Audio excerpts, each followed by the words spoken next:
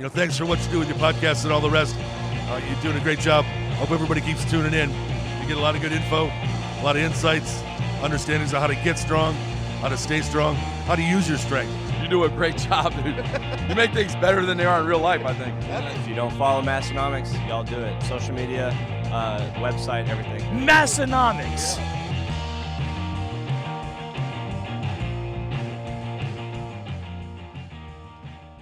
Welcome back, everyone, for episode 310 of Massenomics Podcast, the lifting podcast about the Arnold Sports Festival 2022. My name is Tanner. And my name is Tommy. Tommy, we got a lot of good stuff to talk about this week, don't we? We do. I think it's going to be mostly Arnold related. Yeah, we're going to go with no guest this week because we have so much to unpack about the Arnold Sports Festival, which we just got home from this week, and we're going to get into a lot of fun stuff there. We got a lot of unpacking to do. There's a lot of unpacking. I mean, I literally have a lot of unpacking to do at home still. I have to unpack a lot of stuff. We got to unpack a lot of this I got to episode unpack right some here. of my own stuff even. We are full disclosure. We're doing a little extra laughing because we recorded about 10 minutes of this episode before we realized we weren't recording. Yeah. And we're saying the exact same words we said the last time. The jokes hit just as good the second time. Right? Even a little better. The small talk hits just as good the second time around. That's actually kind of what makes small talk better is the repetitiveness of it. Well, we will get to that. Yeah, you're really touching on I forgot about that actually already. Hot point of the weekend. But before we talk about that, I want to talk about someone that we just got to hang out with here at the Arnold, SPUD Inc. I'd actually love to hear more about this. Yeah, we spent some time actually at the SPUD Inc. booth, and they're also a sponsor of the podcast. We got to talk with SPUD and actually met a bunch of his team that we hadn't met before, which is super cool. So I'm going to tell you a little bit about a specific product that SPUD Inc. got. But first, I want to tell you my best SPUD Inc. story from the Arnold weekend. What is it? We actually at one of the restaurants across from the Columbus Convention Center. The one night we're sitting in the one booth. SPUD and his team is in the other booth. We're with the Strength Co. team, and SPUD gets done eating before us. He walks by and goes to leave. We say goodbye and see you tomorrow and stuff. And then Grant, not to SPUD, but not so he couldn't hear it, but he goes, is that guy incorporated? It took me a split second where I didn't get it either. Yeah. SPUD Inc. Yeah, yes. Yeah. And I'm like, that is funny. Well, I should have been like, do you own a company? Yeah. But the specific SPUD Inc. product that I laid my eyes on at the Arnold that caught my eye is the men's Pro Series. The men? The men. All the There's men. A lot of men I had my eye on at the Arnold too. Yes. The men's Pro Series belt, the 2-ply version. Step up to the Cadillac of deadlift belts with the SPUD Inc. Pro Series. This belt will quickly be your favorite belt for squats, bench presses, deadlifts, and strongman. The Pro Series belt features the infinitely adjustable ratcheting lockdown system, which allows you to get the perfect fit every time. Sizing, they go from small to 2XL, all the way down from 25-inch waist to 50-inch waist. It's made in America out of woven nylon. It's strong as a house with the best nylon. The best weaving. No, and it's only $79.99, which is a very affordable price for that belt, I think. Put pencil to paper, you can't afford it. No, you can't afford not to buy it. You should have bought one at the Arnold if you were there. And then also, this episode is brought to you by more friends from our Arnold this last weekend, someone that we got to spend a whole bunch of time with, our friends over at the Strength Co. Big Grant and Big D. Actually, congratulations on their recent engagement. Yes, too. Congratulations. Yeah. They're practically getting 2 ads this episode, Tanner. Well, we are literally reading this for this. Oh, yeah. And you said that the other time too, didn't you? Yeah, okay. Yeah. Yes. And we did get to see the Strength Co. plates in action. A lot of big, they were strong getting put people through their paces, doing a lot of cool stuff. If you followed along over Instagram for the weekend, you saw a lot of that stuff. But I would say the Strength Co. was everywhere. It was this last weekend, wasn't it? There was even multiple people that said they bought Strength Co. plates after they listened to Grant's episode with us. Yes, which was really cool to hear. Super cool. I would. So we were just like, Grant, you owe us big time. Our booth was awesome at the Arnold, and we will talk more about that. But I would say the Strength Co. may have been like the funnest booth at the Arnold. Would you say something about having like a 20 by 40 booth appear out of nowhere. Really makes and a deadlift platform. Really gives you room for activities. But do go check out some of their plates. They are indeed the go-to plates of Massenomics Gym. We ourselves actually ordered some more plates. We've got a whole bunch coming. So when we were leaving the Arnold, we told Grant, hey, you better get your buns back to California. You got some plates to make and ship out to us. Get them sons of guns shipped on out to us here in western northeast South Dakota. So that's what they're doing right now, I'd imagine. So go buy some of your own. The Strength Co. plates. E-coated, made in America, all that good stuff. So this was the Arnold. So yeah, this episode, I think we're just going to tell our whole Arnold story, aren't we? I think that's the plan, right? No guest for this one. There is no room for a guest. We've got too much good. We got like 4,000 what's in the can and what's in the boxes. Yeah, we had multiple people come up to the booth. Did we talk about the unpaid interns in this rundown, or was that the prior? I don't think we've talked. No, we have not talked about that yet. So yeah, we have road trips to talk about. Yeah. We have eating to talk about, unpaid interns to talk about, Discord crew members showing up in person, cans being given, all types of shirts being sold, people that we've been looking forward to meeting for a long time. I don't know. There's a lot of other stuff too, right? Yeah, almost too much to remember all, but we'll do our best. And just purely a 10,000 foot view of it, though, it was really good. It was it was super fun. Things went great for Massenomics. Things went great for our friends running other booths there, owning other companies. Things were great for meeting people, meeting listeners of the show, and meeting like past guests that we've had on here that we haven't had before, and just like reconnecting with people that it's been several years. It was like awesome and super fun, but also like emotionally and physically drained me down to a zero. Yeah. I forgot that they're not in the same time zone as us. They're only an hour ahead, but when we're getting up at like 6 o'clock their time, that's 5 o'clock our time. I never get up at 5 o'clock our time. It's and 5 o'clock somewhere. So there was 5 o'clock all the time, it seemed like. And so then you just do that for 5 straight days while also standing on your feet all day long, which is something I never do. Talking to people all day long, not eating all day long. Yeah. Not drinking enough water all day long. Like there's just so many things that just break you down to nothing and just wear you out. Yeah. But it's a great weekend though. Right. And even this year, the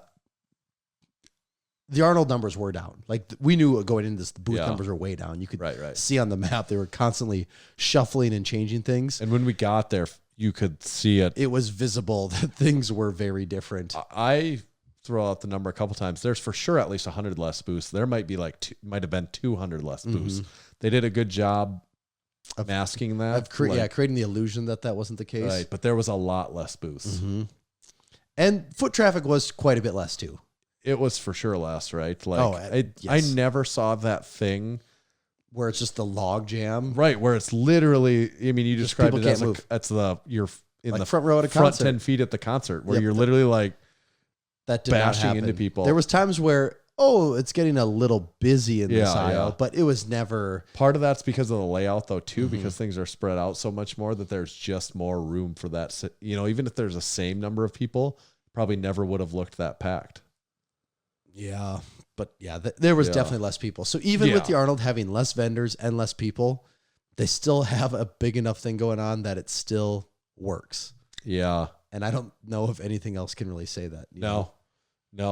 It was still great. I mean, I think it was still an A for us. Oh, still 100% worth the trip financially, marketing wise, networking wise. Like it still made sense in every way for us. Safe to say we'll be back in 2023, I think, barring us finally shutting this thing down. I think Well, if we finally missed that one podcast episode, then I guess we just have to call it quits, right? Yeah, and honestly, it was more fun than the last one in the sense that just like knowing so many more people and everything, like it just, it's like a giant class reunion kind of too. It has that feel to it where it's like, all the people I haven't seen for a while now. And we talk about it too. Like it does feel now after doing this enough and knowing enough people, it does feel like you're going to some high school class reunion or just back to like high school, because it's like, okay, you have like the people that you know have been around. There's kind of like the underclassmen people that know who other people are, but you might not necessarily know them. Yeah. And there's just this whole dynamic of you understand their shtick, what they got going on.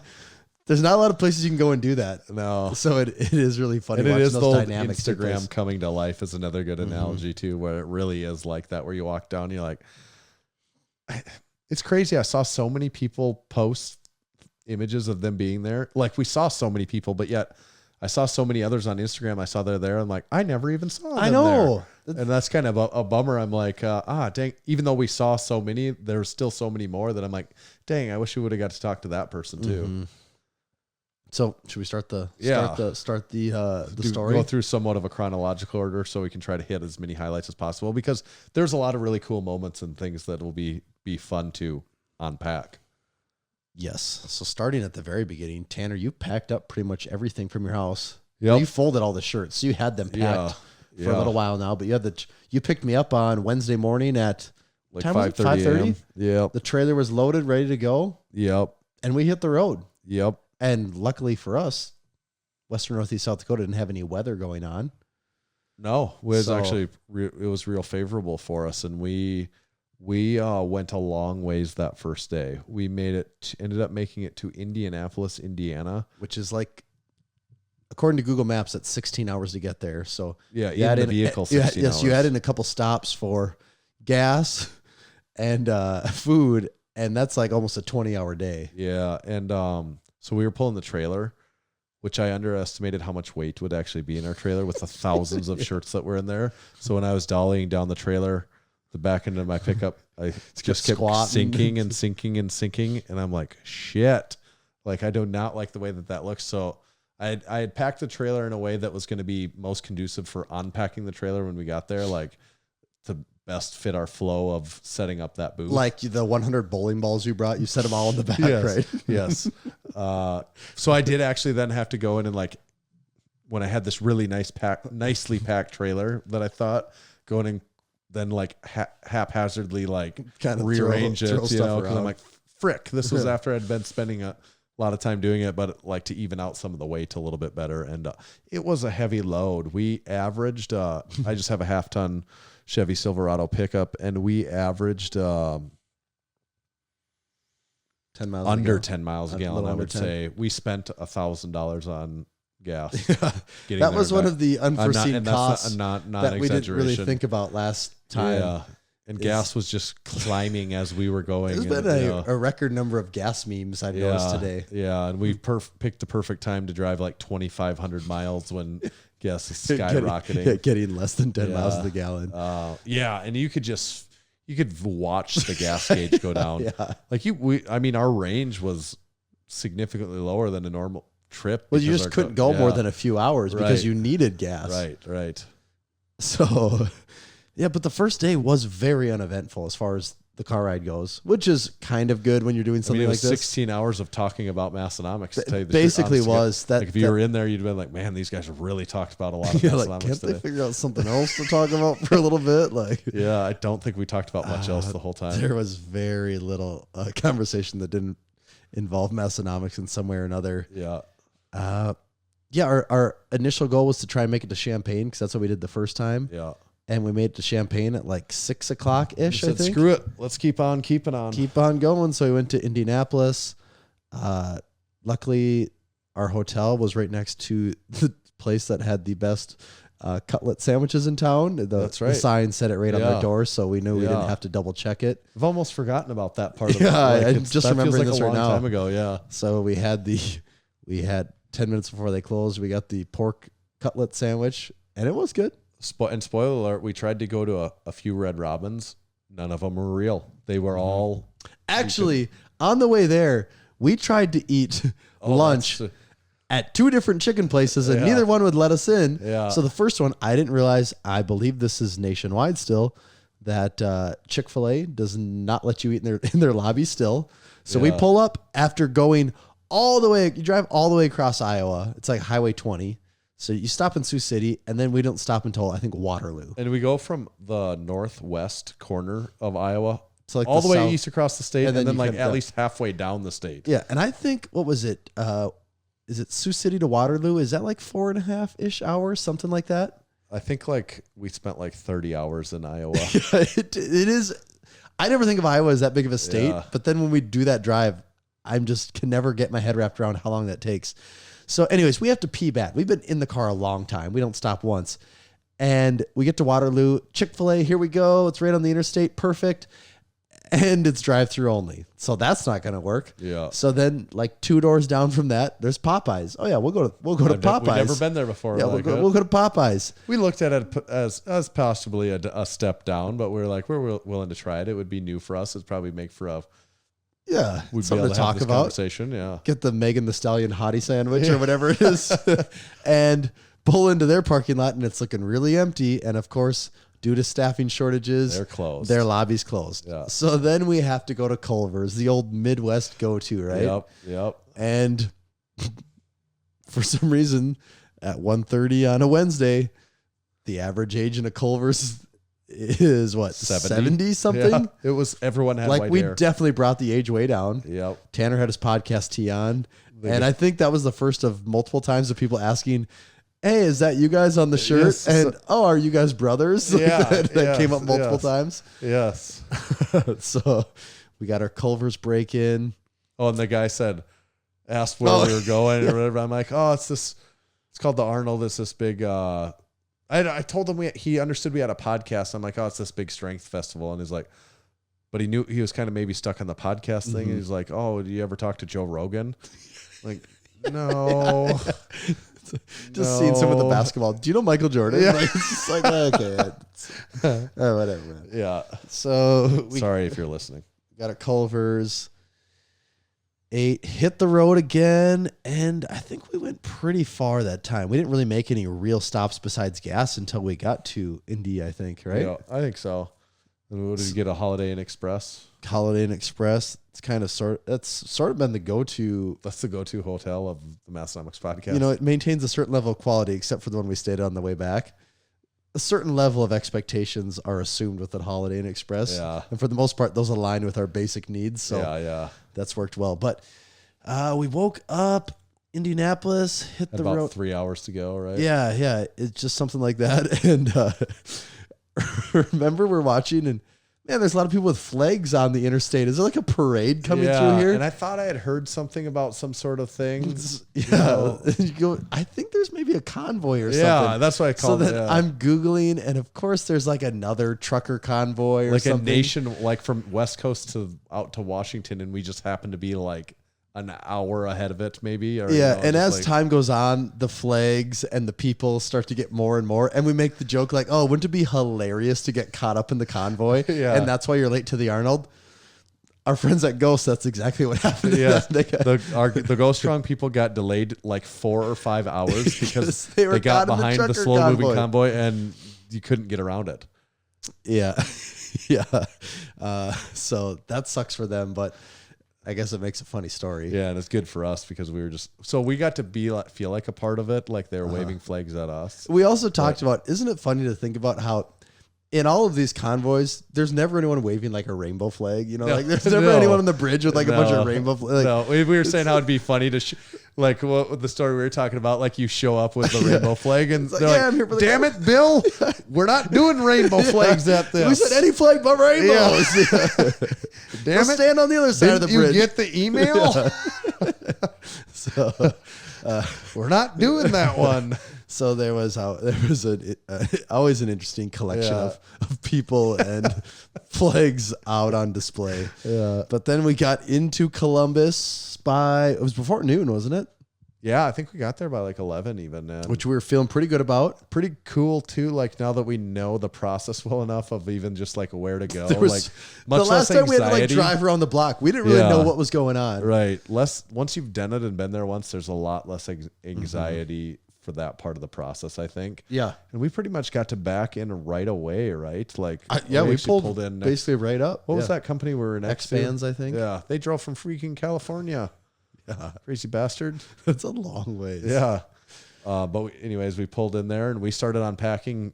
I mean, we literally pulled up, parked, flipped the end of the trailer down and started shuttling it all out of there. I think we got it all in 3 trips, didn't we?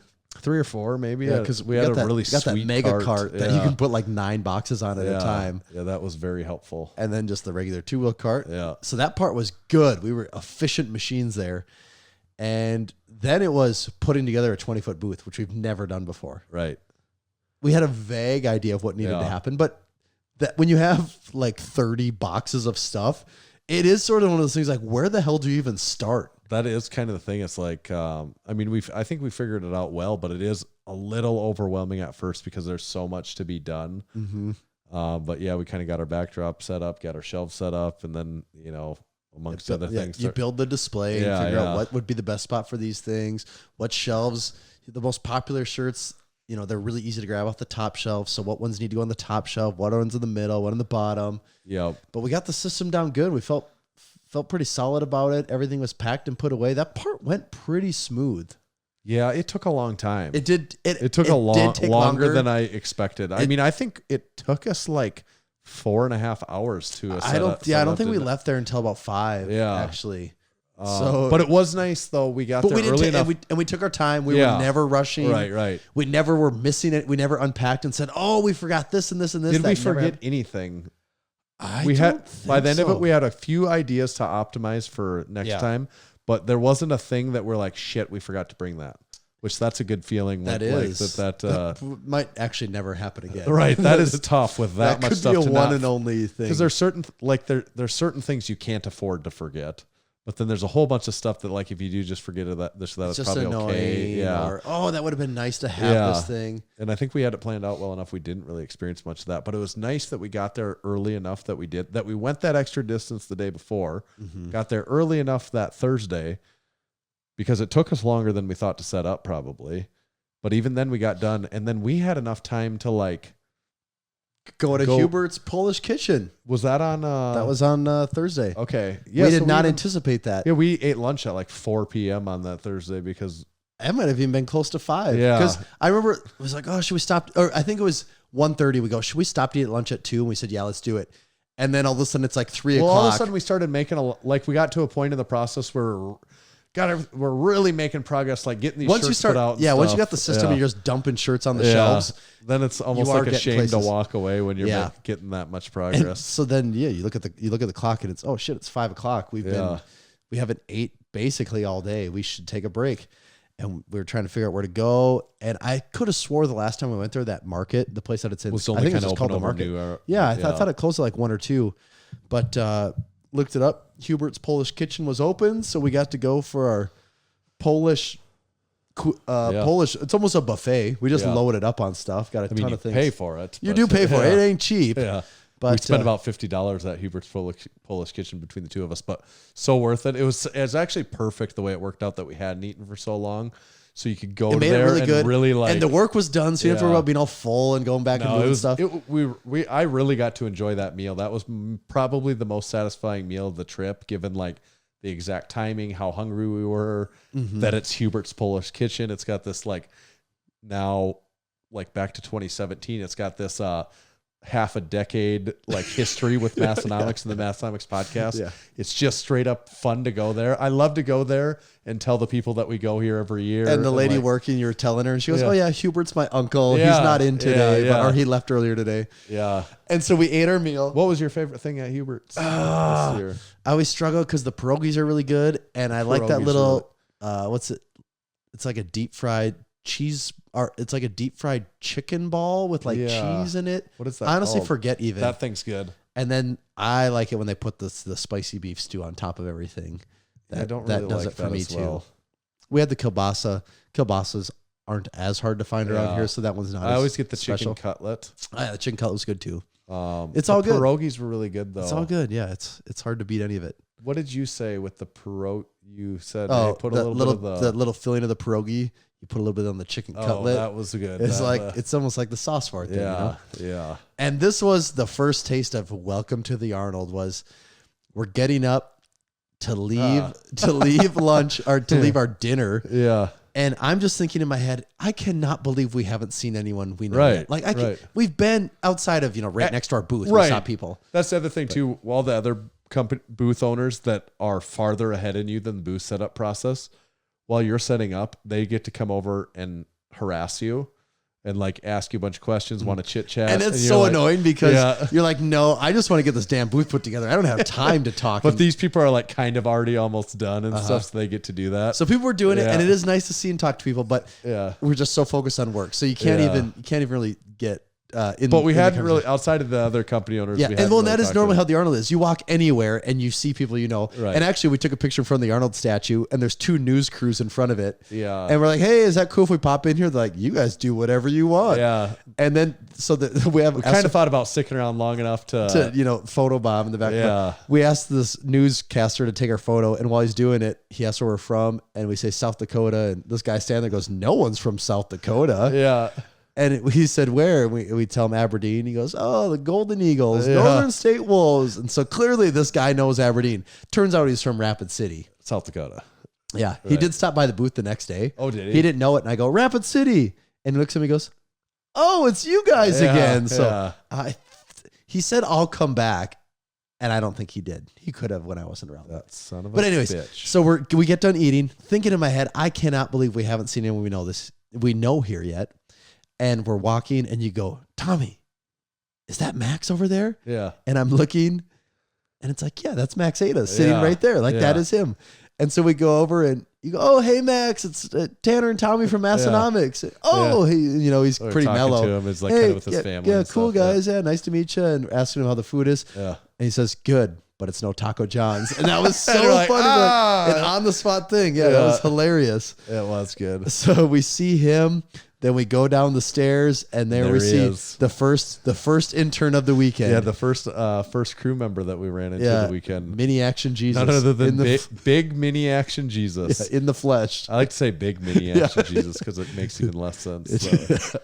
Yeah, he wasn't at Hubert's, was he? He was somewhere else. No, yeah, he was, and I don't even know if he was getting stuff or just walking when we interrupted him. But so we got a photo with him. Somebody tag mini Action Jesus so he knows he's missing out on something if he's not in there listening right now. And that was the first of many, many hours we were about to spend with him this weekend. But we went back to the booth then, and our booth was good to go. We talked to Grant at the Strength Co. He was just getting set up in his little corner of the world. And I think we got done there and went back to the hotel basically, didn't we? Oh, no. And Jonathan showed up. Jonathan showed up then too. Some of the Alabama contingency. Yep, Jonathan and Les showed up, so we got to meet up with those guys. And then that's when we went across the street and went to that bar. Where SPUD was. Yeah, where SPUD was. And we just kind of hung out and chilled for the night. It was fun. It was the first time we got to hang out with Grant and all the Strength Co crew. And just which is really weird to think about that was the first time we've ever met him. Because it feels like we've known him a long time. Right. And it was that was a lot of fun, just chatting about all things Massenomics, Strength Co, all that stuff, and Jonathan being there, and he's sponsored athlete for both companies. And, it was a lot of fun. It was a good time. Just having fun, being stupid, and just guys being guys. Yeah. So we went back to our hotel that night. Pretty nice hotel. Really nice hotel. Oh, and it was funny because while we're sitting there, you get a phone call and you go, Brian Carroll. Yeah. Brian Carroll's calling me. Well, and it just took me a split second. I was like, and I have his number from the podcast, and I'm like, oh, why would Brian Carroll be calling? Yeah. And our trailer was parked back at the hotel, and he goes, what hotel you guys staying at? Which recurring theme of the weekend. So many people ask me that, and still to this moment right now, I cannot remember the name of the hotel. Was it the Embassy Suites? Is that something what it was? like that? I think it was the Embassy Suites. So Suites. every time someone would ask, I go, Tommy, what's the name of the hotel we're staying at? And I tell him, he's like, just saw your trailer out front. Shoot me a text when you get to the hotel bar. And we ended up not being able to catch him up with him that night. But we ran into him in the lobby like 4 different times. To him several times, and Brian was a really, really cool guy in person. He was. Really fun to meet those people. Now it feels like it's almost like I'd like to have you on the podcast. I know again now that we're kind of right. And while we were eating dinner, then Huck Finn called you too. Yeah, Huck called. And it's funny. Huck's calling me, and all I hear is I just hear yelling on the other side of the line. So then I have to kind of match his. Like I can't just be at his level. Oh hey, I have to yell back, and he's like, where are you guys at? And I'm like, oh, we're at the bar. And he's like, and then, to me, there's some confusion. He's like, me too. And I'm like, oh, I don't see you. And he's like, no, I'm at the barn, his barn at home. He's like, but I'm going to be there tomorrow. And then he says, I want to set up a deal where I'm at your booth from noon to 2 on Saturday. And we go, yep, let's do it. And we got that set up. And we get to that later too, I guess. But it was all the calls and like SPUDs behind us. And it's funny when you sit down in the bar, any of those nights, you can spot like the 50% of the people that are all there for the Arnold. If you don't know them, they have a shirt on that says competitor, or they look like they're someone they that's are there a at the competitor. Arnold. Yeah. So that would be. Then we tried to go to the hotel bars after that, right? Oh yeah, all the bars were closed at like 10 o'clock. Yeah, and we're like, really? Yeah, that was annoying. Yeah. But we went back to the hotel. I always have kind of a restless night of sleep the night before because you're just like so ready to go. It's funny though. We talked about it. We had like 3 nights before of restless sleep because like the night before we're gonna leave. You're excited to hit the road. Yeah, the night before we're gonna get to the Arnold. Yeah, because you're like nervous. Like, do we have all of our stuff? Right. And then the night before, like the actual Arnold. Yeah. So yeah, there's just a lot of nights of not ideal sleep because you're just ready to go the whole time. Yes. So then the day of, we get up. We have the hotel breakfast. Yep. See Brian Carroll again. Yeah, that's right. And we hit the road. Eat breakfast with the Strength Co. And yep. Grant drove us in his van all weekend. Big Ron was there. Yep. And Big D. Big D was the only ones there at that point in time yet, I think. Yeah. Yep. So we hopped in Grant's van, drove us to the convention center, and that's when the day really starts. That's when the trip really starts, honestly. Yep.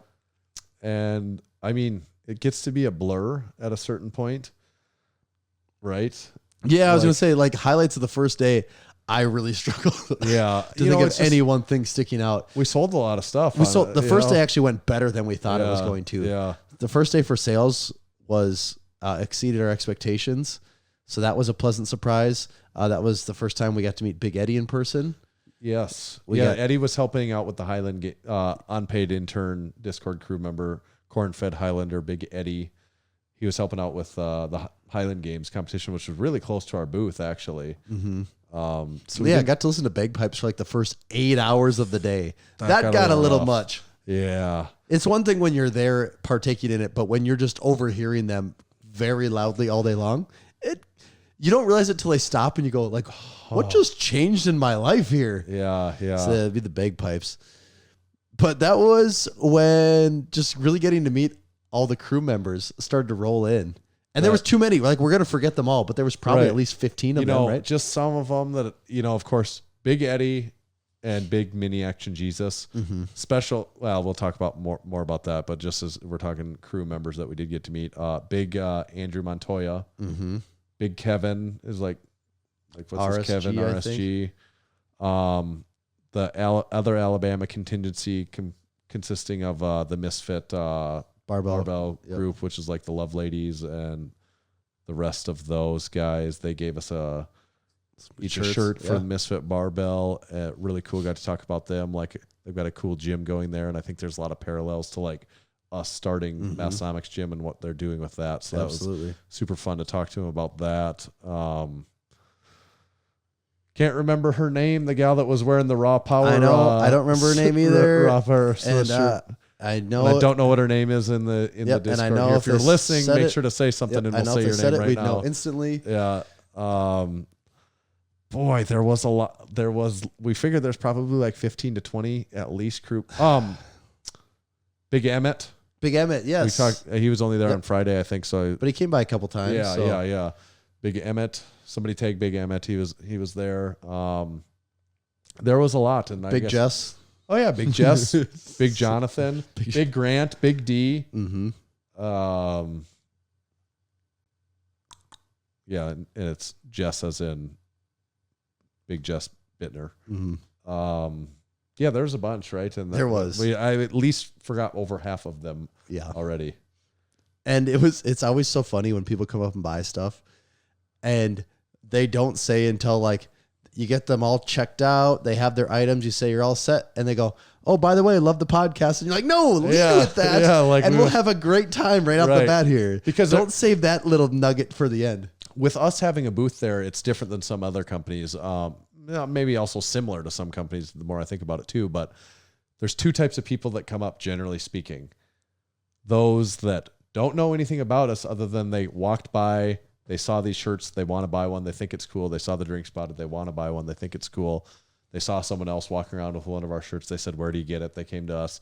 And that's like half the people. Mm-hmm. The other half the people are people that listen to the podcast, follow the podcast, love the podcast.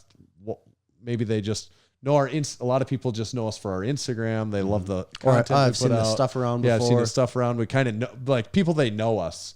Like they kind of know who we are. They want to make a joke about the lift shorts or the hats or Discord crew stuff, all that. So there's two kind of customers, the ones that kind of know us and know our stuff, and, our shtick, and those that don't. But some of the people that really know us, they don't make that apparent until almost when it's done. It's like we can talk about this stuff. Yes, then, and I get sometimes it's people just kind of being goofy and they're not letting on to it. Yeah. And other times people are just being shy or reserved in person and they're not getting that information out there. But the people that lead with, I love the podcast, like right away, we know we can joke around. We know you get what's going on here. Yeah. So people, lead with that in the future. If you ever do see us, make it obvious from the start, because it's way more fun that way. There's just so many different people that said they enjoyed the pod. Like I blown away by the number of people that say they listen to the podcast, and like people that and people that I don't think of our normal demographic of like guys, all different guys like that are in their early 20s to 30s. Like, the fact that even one woman said I listened to the podcast. Yeah. I think there was one woman that she's like, he's my husband. He has to wear Massenomics stuff because I listen to the podcast all the time. And I cannot remember who that was. I was gone from the booth at the time, and she was wearing a Massenomics shirt. Was it the one day she was wearing Massenomics Gym, and the one day she was wearing Raise Hell? And they were at the booth. I wasn't, and I came up, and they were both wearing Massenomics shirts, and I go, pat them both on the back. I'm like, these two are a couple well-dressed, like I said that line, like, You can also find one line that works and stick with it forever. Like if a few people like it, everyone's kind of likes it. And then they walked away, and you said, the wife was the one that, or she was the one that listened to the podcast, not him. I'm like, oh, really? That's interesting. Because you just assume, I don't know. She's probably listening, and she's going to know who we're talking about. And, but that is super cool too. I mean, for sure. Yeah. Force your husband to listen to it too. But it's just it's easy to just have your idea of this 30-year-old guy that listens to the podcast. But it's just funny. It's not always the case. Really funny. The number of women that came up and said it was to the podcast. And in my brain, I think it's not, you don't actually do that. But then they know some of the jokes too. Right. I'm like, you can't make that up. So got to do a lot of the jokes with people. Yep. People like the jokes. Our sign said, "Don't buy our hats." I answered a lot of questions to people that didn't know the joke. Yeah, there was a lot of questions. Why did it say don't buy those? Then they explained it. They go, ha. Some people from the actual Arnold event staff asked us why you can't buy hats. Then they go, ha, okay. And then they don't buy a hat. So thank you for respecting the makes it too wishes. Easy. We should do a can and an ad before we get too far here. So one of the other perks of the in-person Arnold was people gave us numerous cans for the What's in the Can segment. I also don't know if we're even going to get to all the stuff that people gave us. People gave us so much stuff. We came home with a lot of stuff. People gave us a lot of stuff. Yes. Okay, Tanner, I want this to be a What's in the Can for me too. It's a NATO fuel can. It could be a really baby one. I want this to be a What's in the Can for me too. I haven't looked yet, so I'm not going to look either. I'm going to keep my eyes closed. I don't really. Okay. Okay. So I'm going into eyes closed mode now. Okay. Wrap this around. Okay. I can no longer see. My hand is out. I'm giving Tanner his can. It's definitely a can, right? Back it's cold. You had it in the fridge. Huh? I did. Back into the sack for mine, and there is a note. It looks or felt like in here. Okay. Should we just do the can first? Yeah. Let's do the can before the note. Oh, it's a solid tab, isn't it? It is a. God, I'm almost getting like a root beer scent right away. Oh, no.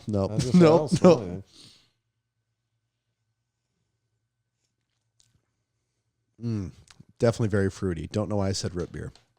Boy,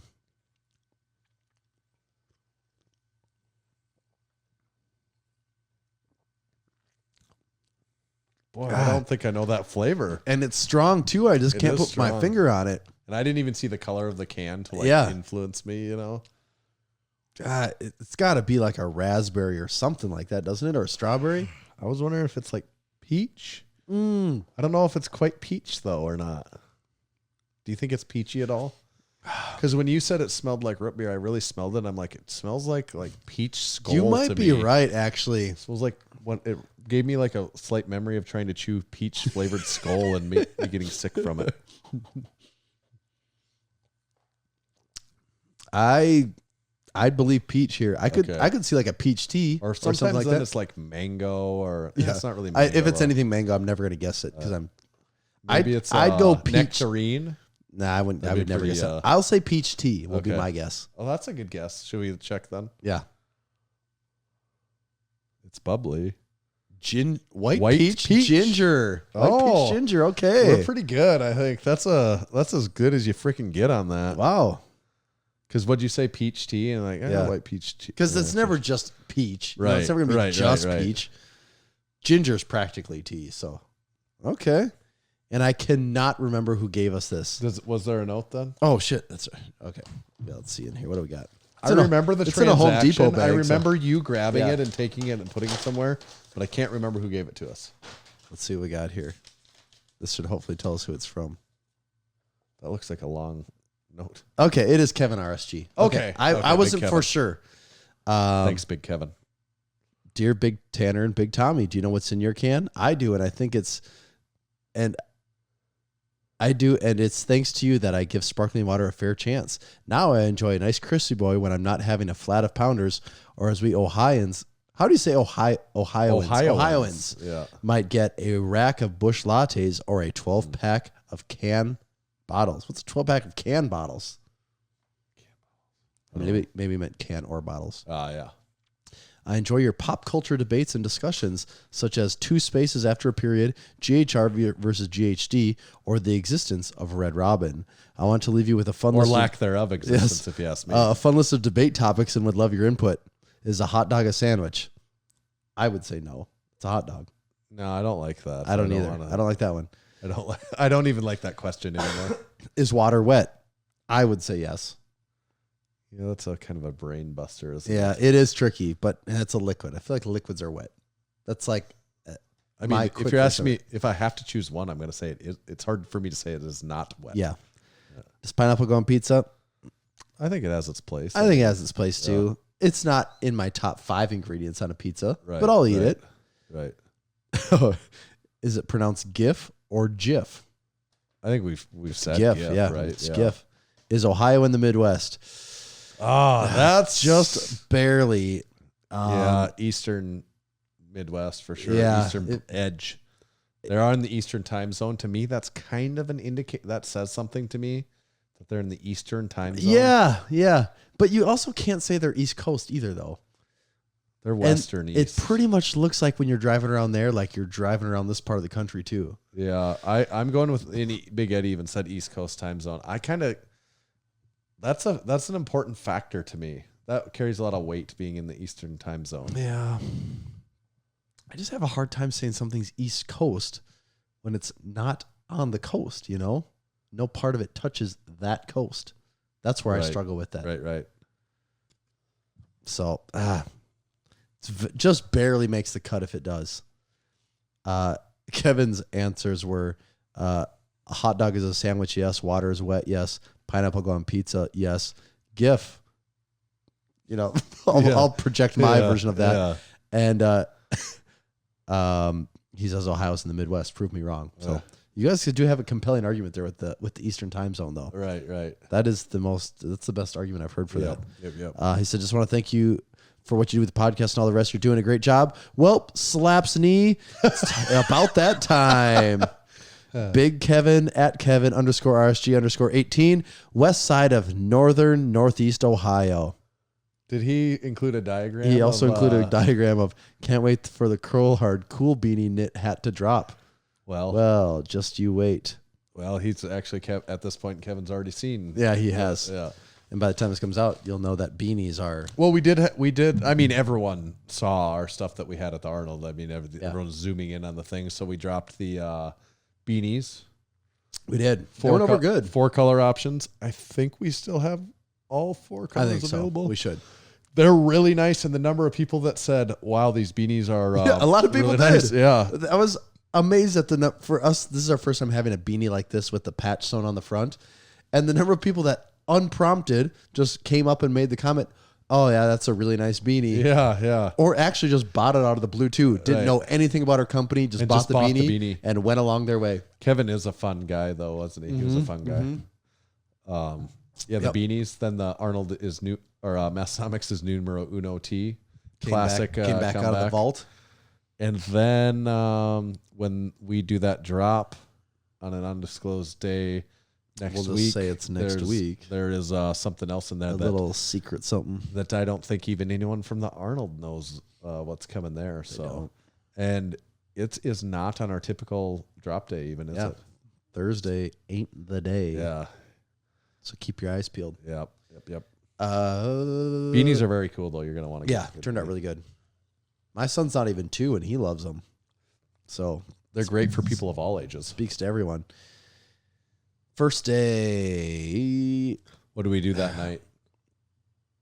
What did we do that night? I was gonna say other people on Thursday. People we met, the strongman. Some of the strongman guys Oh, were kind yeah. of checking out the space. They were competing the next morning too, and we happened to just walk over there. We wanted to check it out, and first we saw Trey Mitchell over there. Yeah. got to talk to Trey for It's quite cool a while. meeting him in person. Yeah, because we had him on the podcast same where it's like, the podcast would have been a lot better after, but also the meeting him in person was better because we've had it on the podcast. It's one of so those things kind you don't meet him in catch-22. person. Do you really even talk to him even? You know?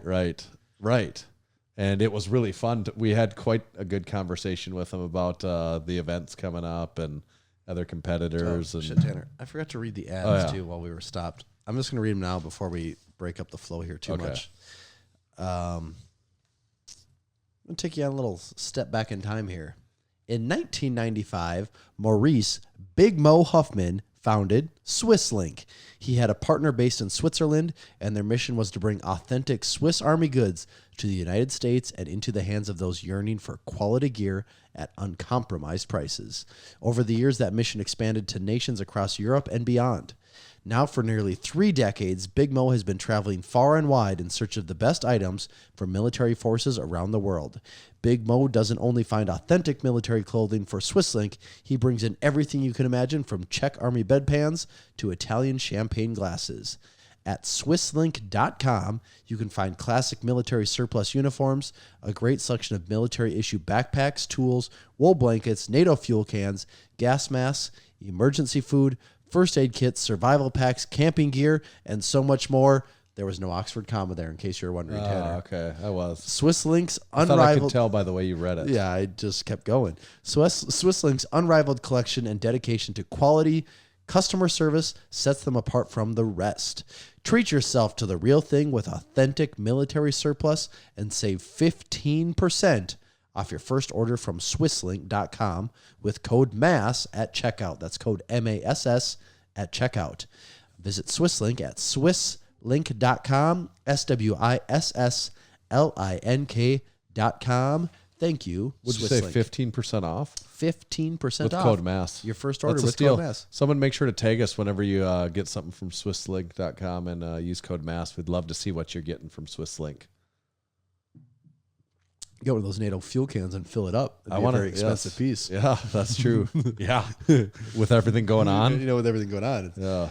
This episode is also brought to you by Fusion Sports Performance. Do you know what's in your supplements?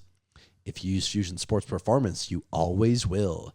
Fusion SP prides itself on being fully transparent, never using proprietary blends, and always providing its customers with top quality products. There was the Oxford comma there, so you might have noticed that it sounded much different. Yeah, I feel that now.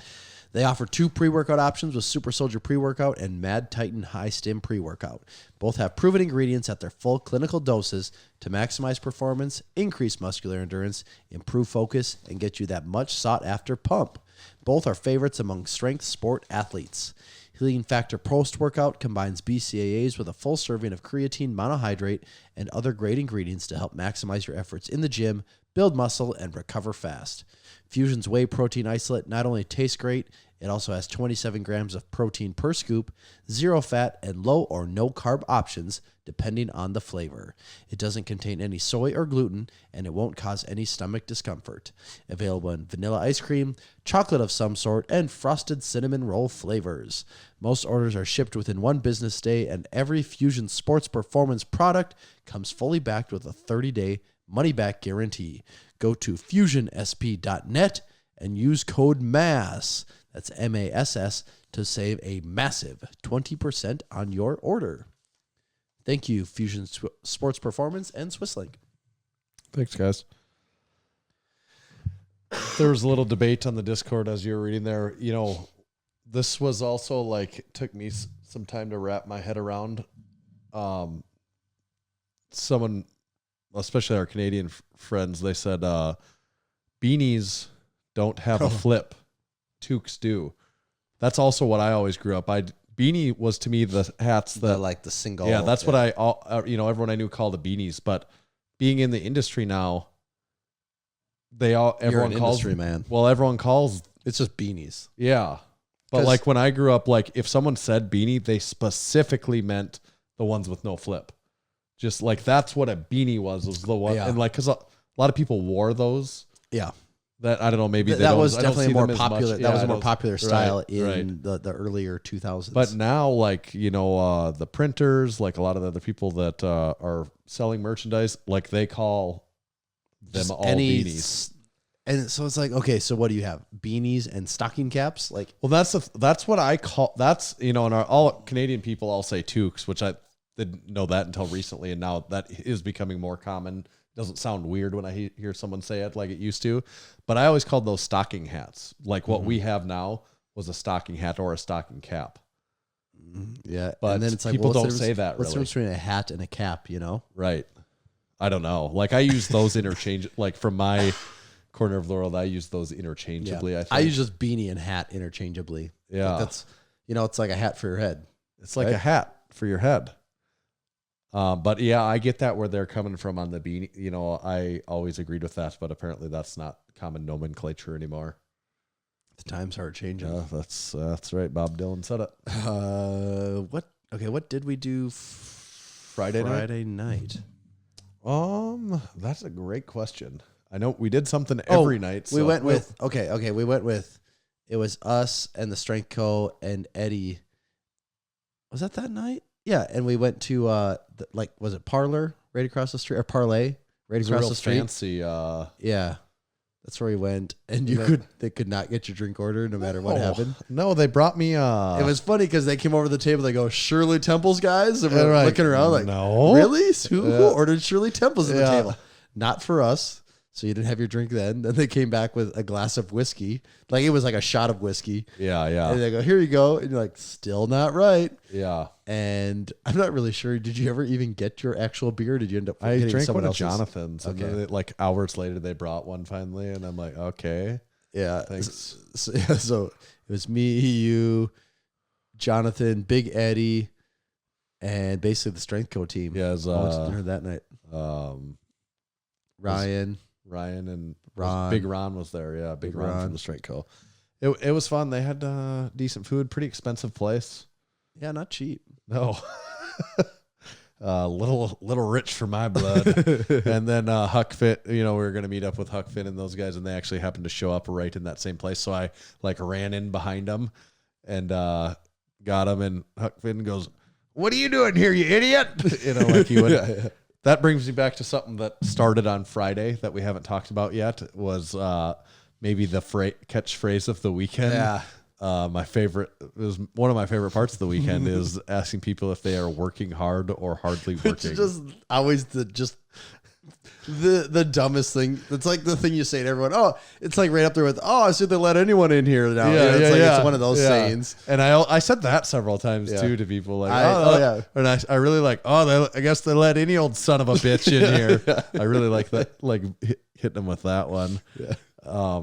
But yeah, working hard or hardly working. I started it was Just ambushing It was like the people with gotcha it. cam of like so they don't really see you coming, and then hit them with it, and everyone's like, yeah. Like it's funny because you get like know the mix of I don't know what to do and the hardly working. Yeah, Like a lot of yeah. people saying that. It's like we go out to Dan Bell, and then the Live Large team, Yeah. and then the Go Strong group, and then Meg Travis at Obsidian squats Ammonium. Meg squats. Like anyone that comes by the booth, they get them with the working hard or hardly working. Yeah, and, it was really funny. It was. Those were good. Just getting Yeah. everyone's reaction. So like that's what I was doing. That I snuck in behind him in the bar to get like Huck Finn and Karen and everyone be like working hard or hardly working. And if you listen, you just hear Huck Finn go, "What are you doing here, you idiot?" Yeah. So we got done there. Went back to the hotel. Had a little drink in the hotel lobby, Yeah. and then went to bed that night. And the next day would be Saturday. Yeah, we had some whiskey in a cup in the little hotel lobby. whiskey. Yeah. Saturday was I would mention that I get real tired by the end of these days, and I can't stay up God. that late. You know, it would be great to stay up all night drinking with everyone because there's so many people there you want to hang out with. But we also, this is still a pretty big work trip for us. Like we are working for 15 hours a day every single day. well, and it makes your next day miserable. Yeah. Like when you wake up in the morning just dead. Yeah. Because there's a fair number of people that are also there to talk to us and see us and stuff. And it sucks when you're just like, oh, when you can't have any energy. So Yeah.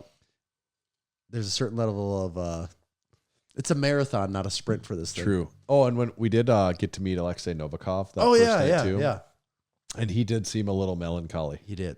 which was not He all has that unsurprising. every reason to be. We actually walked away thinking, like, he was polite and, you know, but like, wasn't the usual exchange you have with people. You know, partly there's a little bit of a language barrier, but with everything going on for him, like, yeah, it we walked wasn't- around like, maybe that wasn't the right Yeah, we time kind of to thought maybe we corner shouldn't even him. bothered him. I mean, But he we're was also cool. so excited to see him right, too, though. right, and you know we weren't asking him about Yeah, we sensitive just subjects. said, hey, stuff, can we get a just- picture? Yeah, right.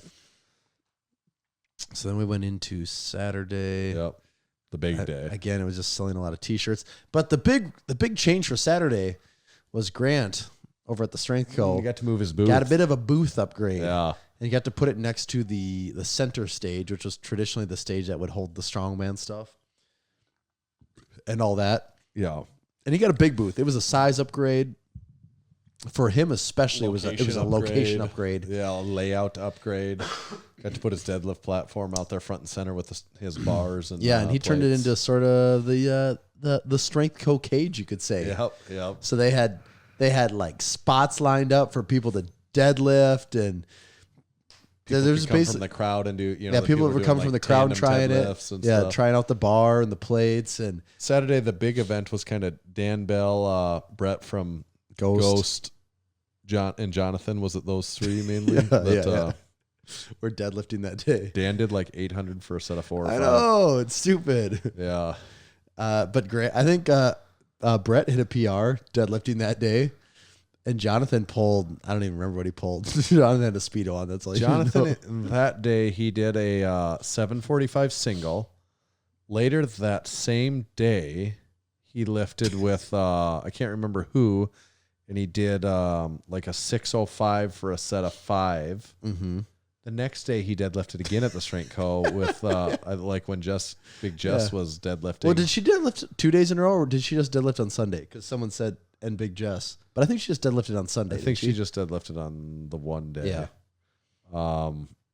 And he then deadlifted like 695 for a set of 6. Oh. I talked to Jonathan, let's see, when we were driving home on Monday night. Uh-huh. I talked to him on the phone a little bit, and he said everything was starting to catch up with him a little bit. Yeah. 'Cause Well, he's plus also drinking like a case of beer Yeah. every single day. And the thing about Jonathan is while he's doing this, he's wearing a Speedo.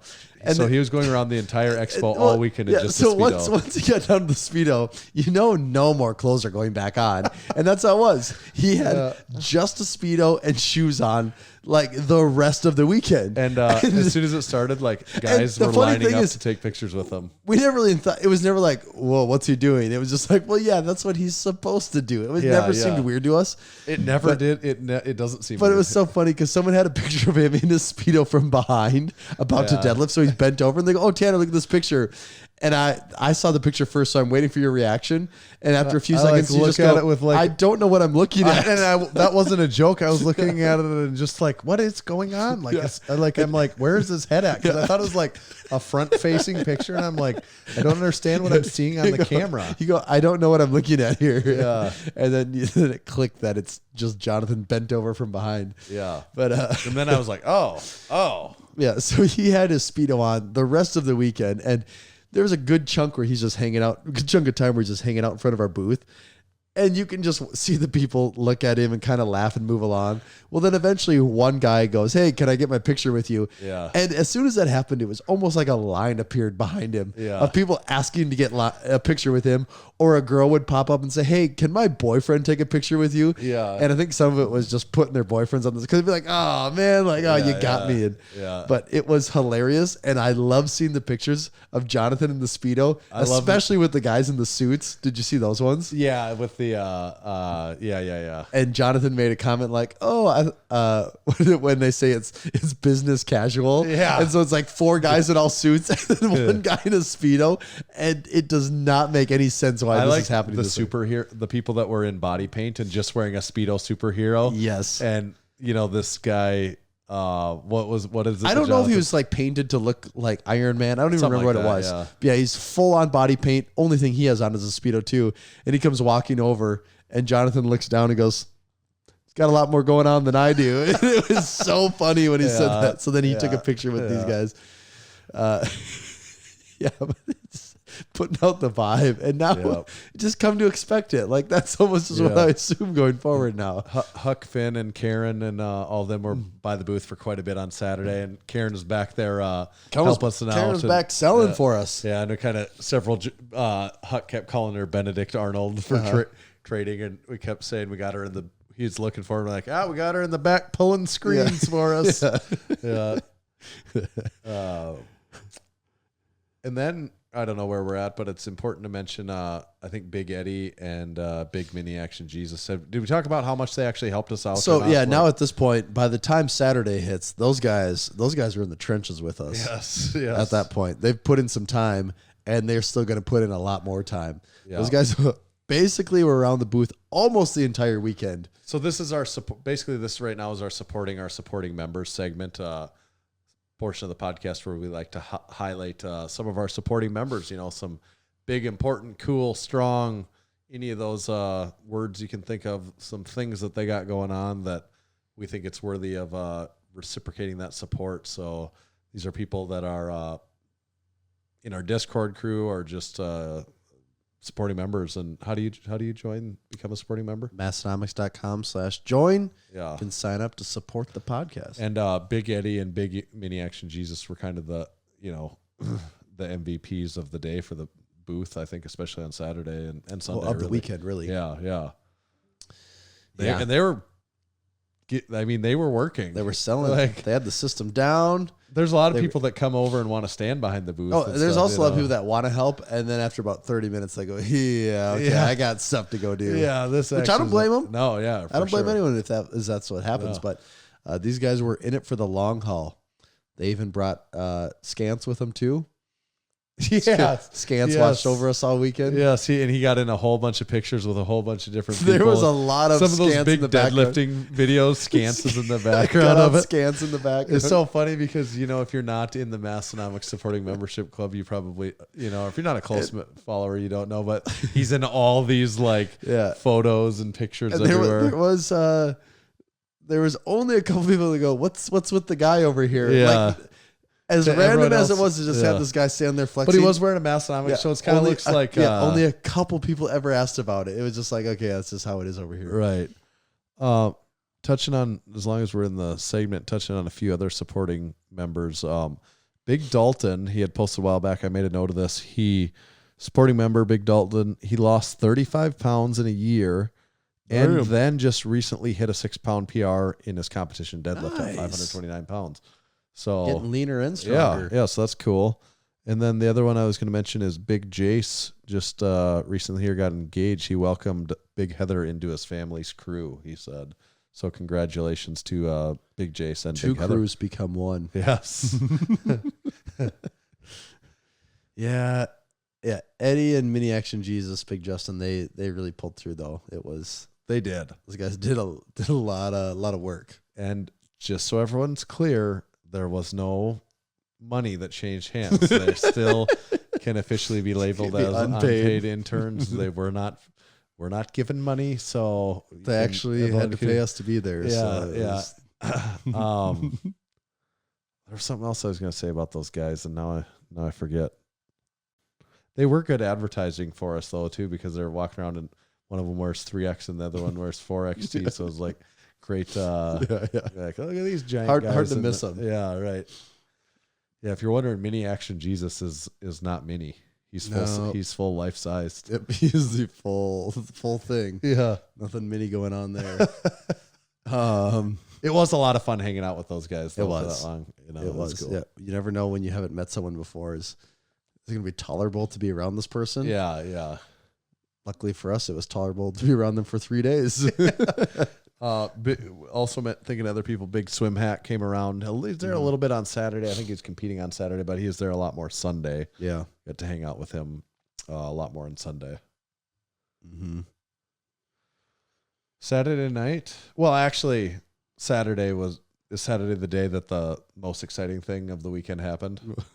John Gruden popping in. Yeah. That really caught us off guard. Yeah. Well, because the first day, his son, Deuce. Yeah. He was Deuce popped in, bought some stuff. Yeah. We got to talk to him for quite a bit. He was really nice, really and cool we had guy. never met him before. So Right. we didn't, at first it didn't click that that's who he was. And then luckily he had an athlete name tag on so we could see his name. It's Deuce. He's here. Yeah. And you kind of nudged me and I wouldn't have recognized him probably immediately. But when he said, as soon as he said it, I'm like, oh yeah, it is of Deuce. course Sweet. it is. Yeah. And he came by, we took a picture and got to talk to him, asked him about his lifts and stuff quite a bit. And he might have even did he mention something about maybe sending his dad over or something? He might have. I can't remember if he did. If he did, have. but we weren't asking about that. We're not trying to be the dopes, like being like, hey, is your dad here? Like we were just excited to talk to him, honestly, and meet him in person. But then it was on Saturday. It was Saturday. Yeah, it was Saturday. I was coming back from the bathroom. And I'm like, oh, shit, that looks like John Gruden kind of over by the spot. And I hear Huck Finn, oh, shit, it's John Gruden. So you weren't there right when he showed up? I was just like, we were walking in at the same time, basically. Okay. Because I can't remember who tipped me off first on, like, someone said something to me first. I can't, like, someone, like, outside the booth yelled it to me or something. Mm-hmm. And Huck Finn was right next to me in our booth. And I, like, instinctively just, like, punched him in the arm. And I'm like, what the fuck is John Gruden? And this is Huck Finn. Like, literally, he... like is turning to face me, looks, sees him instantly, runs. Yeah, at he him, did. I mean, as fast as he possibly could. He goes, "Holy fuck! It is John Gruden," and he's like a beeline to him, like he's like the first person to him. And Huck takes a picture. We go out there, and he says, "I'm here to buy some Massenomics stuff." Yeah, he's like, that is what he said. Yeah. Like, I mean, I don't remember the exact words, but it was something along those lines. And I'm like, it was a little bit of a blur because I was pretty excited about the whole thing. Like, it was very like high adrenaline or, just like, very fun and just super cool, almost surreal experience at the time because he's like said that he was there to buy some Massenomics stuff. Yeah. And we said, no, we'll give it to you. And he's like, nope, I'm buying it. Guys, I'm buying it. Actually, his wife bought it. Yeah, so. my wife, his wife. And what do you? I remember the three shirts he picked out. Was it Strongman? Yeah, he got the 8-bit Strongman, the curls, the Massenomics gym tee, and the Massenomics gym. He remarked at how he liked the Aberdeen, South Dakota on there, and that was pretty fun and that was pretty cool. Yeah, got a picture with him. Definitely caught us off guard with that one. Yeah, I was not expecting that. And he was very much the way that you see him on TV. Yeah. He was very, there was Grant's videographer, Alex was there shooting some video, and John Gruden says to me, like, he was kind of videoing us, and Gruden goes like, what's up with this? What's with this guy? What's with this guy over here? And I don't remember what I said. I didn't tell him. You're just like, he's shooting video or something. Yeah, and Alex later goes, we were laughing about it. He's like, you should have told him I was with you guys, but I could just kind of like, there's just guys around shooting video. I didn't even know what to like. I was just like just kind of caught in the moment. Yeah, right. Just caught in the moment. It was super cool though. It was. It was really fun. Yeah, was not expecting that one. And then Alex ran into him later. Yeah. Later outside, like in the parking lot or something, or walking around, and Gruden made the comment asked if we sell online, and he said, yeah, they do, of course. And he goes, yeah, I'll have to get on there and buy some more stuff. Yeah. I just thought that was really cool. Yep. Yeah. So surprised by that one. I'm trying to think of anything else. The days all just blend together. I can't even hardly pick them apart now. And then, that night we went out. Oh, we haven't even talked about this yet. Finally got to meet Travis from Obsidian. Yeah, he had his booth just across from us, and it was funny because he had a Depth Before Dishonor shirt on when we got there. Yeah, we always talk about this is, okay, there's so many people that their company and all about them, but you don't know what communication online all the time for years. Yeah, but you don't know what they look like. Because they're kind of not have their face in front of the camera all the time. Yeah, necessarily. And so unless you're really paying attention or you do like a deep dive on someone, it's easy to just not know or forget what someone. So looks a real good example of two of those that were there is hadn't met Jared from Depth Before Dishonor before, and didn't really know what Travis from Obsidian looked like. So then it was like Thursday night or whatever. And I even said on the way there, I go, I don't know what either of those guys look like. And you're like, I think in my head, I know what both of them look like. I think they have maybe kind of like a little bit of a beard, some facial hair, which at the Arnold doesn't really narrow anyone down. No. And you're like, I'm pretty sure if I saw him, I'd know. And so we're standing there. I think we were done setting up our booth it was Thursday probably. Yeah. And a guy walks in with a Depth Before Dishonor shirt, and you go, "Oh, Jared, nice to meet you." And he goes, "Actually, I'm Travis." Travis. And I'm like, "Oh crap, Travis, I'm such a Obsidian." dumbass." Yeah. Okay. Which is already just a few days later really funny to think now, because it's like, hilarious. Of course I know that's Travis. Travis. He was right across from us all weekend, and we talked to him a ton. We went out for dinner, we did all Saturday the stuff night together. we ate with them. Yeah, and they're awesome. Support our that neighbors company. to the south. Yeah, support in that company. Ontario, Canada, London, Canada, whatever. They're great. Yeah, so we got to really know Travis. We went out on Saturday night with him at this bar we were easily the oldest people in the entire bar. Yes, it was a club. It was like everyone in there was between the ages of 21 and 23, right? Yeah. Everyone in there was super young, and Logan Paul showed up while we were there. Came right by, and right by the table. Jonathan goes, Logan! He looked over and laughed, but he had to sneak by our table. It was directly behind us. Yeah, that was the second time we kind of had. We did see him coming to the Arnold the day or two before that. Yeah, they actually. One of his people in his entourage came and brought a baggie for us to clean up the dog's shit that they were walking around with. Wasn't that what it was? I think that's what she said it was for. Yeah. Yeah. He had a pretty big crew of like 20 people everywhere he went. Yes. With like 3 cameras on him at all times. Yep. It almost get exhausting. Oh, absolutely. Everywhere you go, it's just a massive just group of people following you and that many cameras. But hey, if it pays the bills, I guess that's what you got to do, right? Yeah. So then, I guess that night though, the mix was pretty good, or the food was good. The mix for the music was good too. They were bumping out the hits that night, but there's sparklers. There's sparklers going fireworks on. going off. It was quite. And then we go outside on the street. And because it's nice in Ohio, like here, it's still like pretty cold. Degrees. It's like 70 degrees. It's like this is like a party on the street out here. There's people lined up and down, vehicles flying around everywhere, people running. It was just like a whole new world for us. Yeah. Sunday was Sunday was more of the same. It was kind of bringing it on home. Was landing that jet. Other people we got to spend time.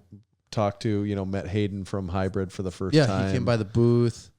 Jen Thompson, got to talk to her again. It seems like at this point in time we've seen her many times, so we're almost like that's one of those ones that feels like you're old friends at this point in time. Dan Bell, we didn't get to talk to him much, but he was always kind of around. He was always us. around. Ed Cohn, Ed Cohn was always around. We didn't really talk to him hardly, but he was just like sometimes it's just so busy, and he was right around Or us. that person's swamped by like 10 other people, so it's just hard to interrupt. Right. But Nick from Live Large, we we always talk to Nick we do a lot. Nick like, honestly is one of the people we talk to the most every single time. Yeah, well, I mean, Nick's it's also good at sneaking away and talking too, though. Right, and we always want to talk shop with them too. Like, they're doing a lot of similar stuff that we are, so we want Dan Bell, crew member, actually. Yeah, it's true. Yeah, Dan got to talk to Kevin and Anna from Live Large plenty. Yep. And their new member over there, Emma, too. Yep.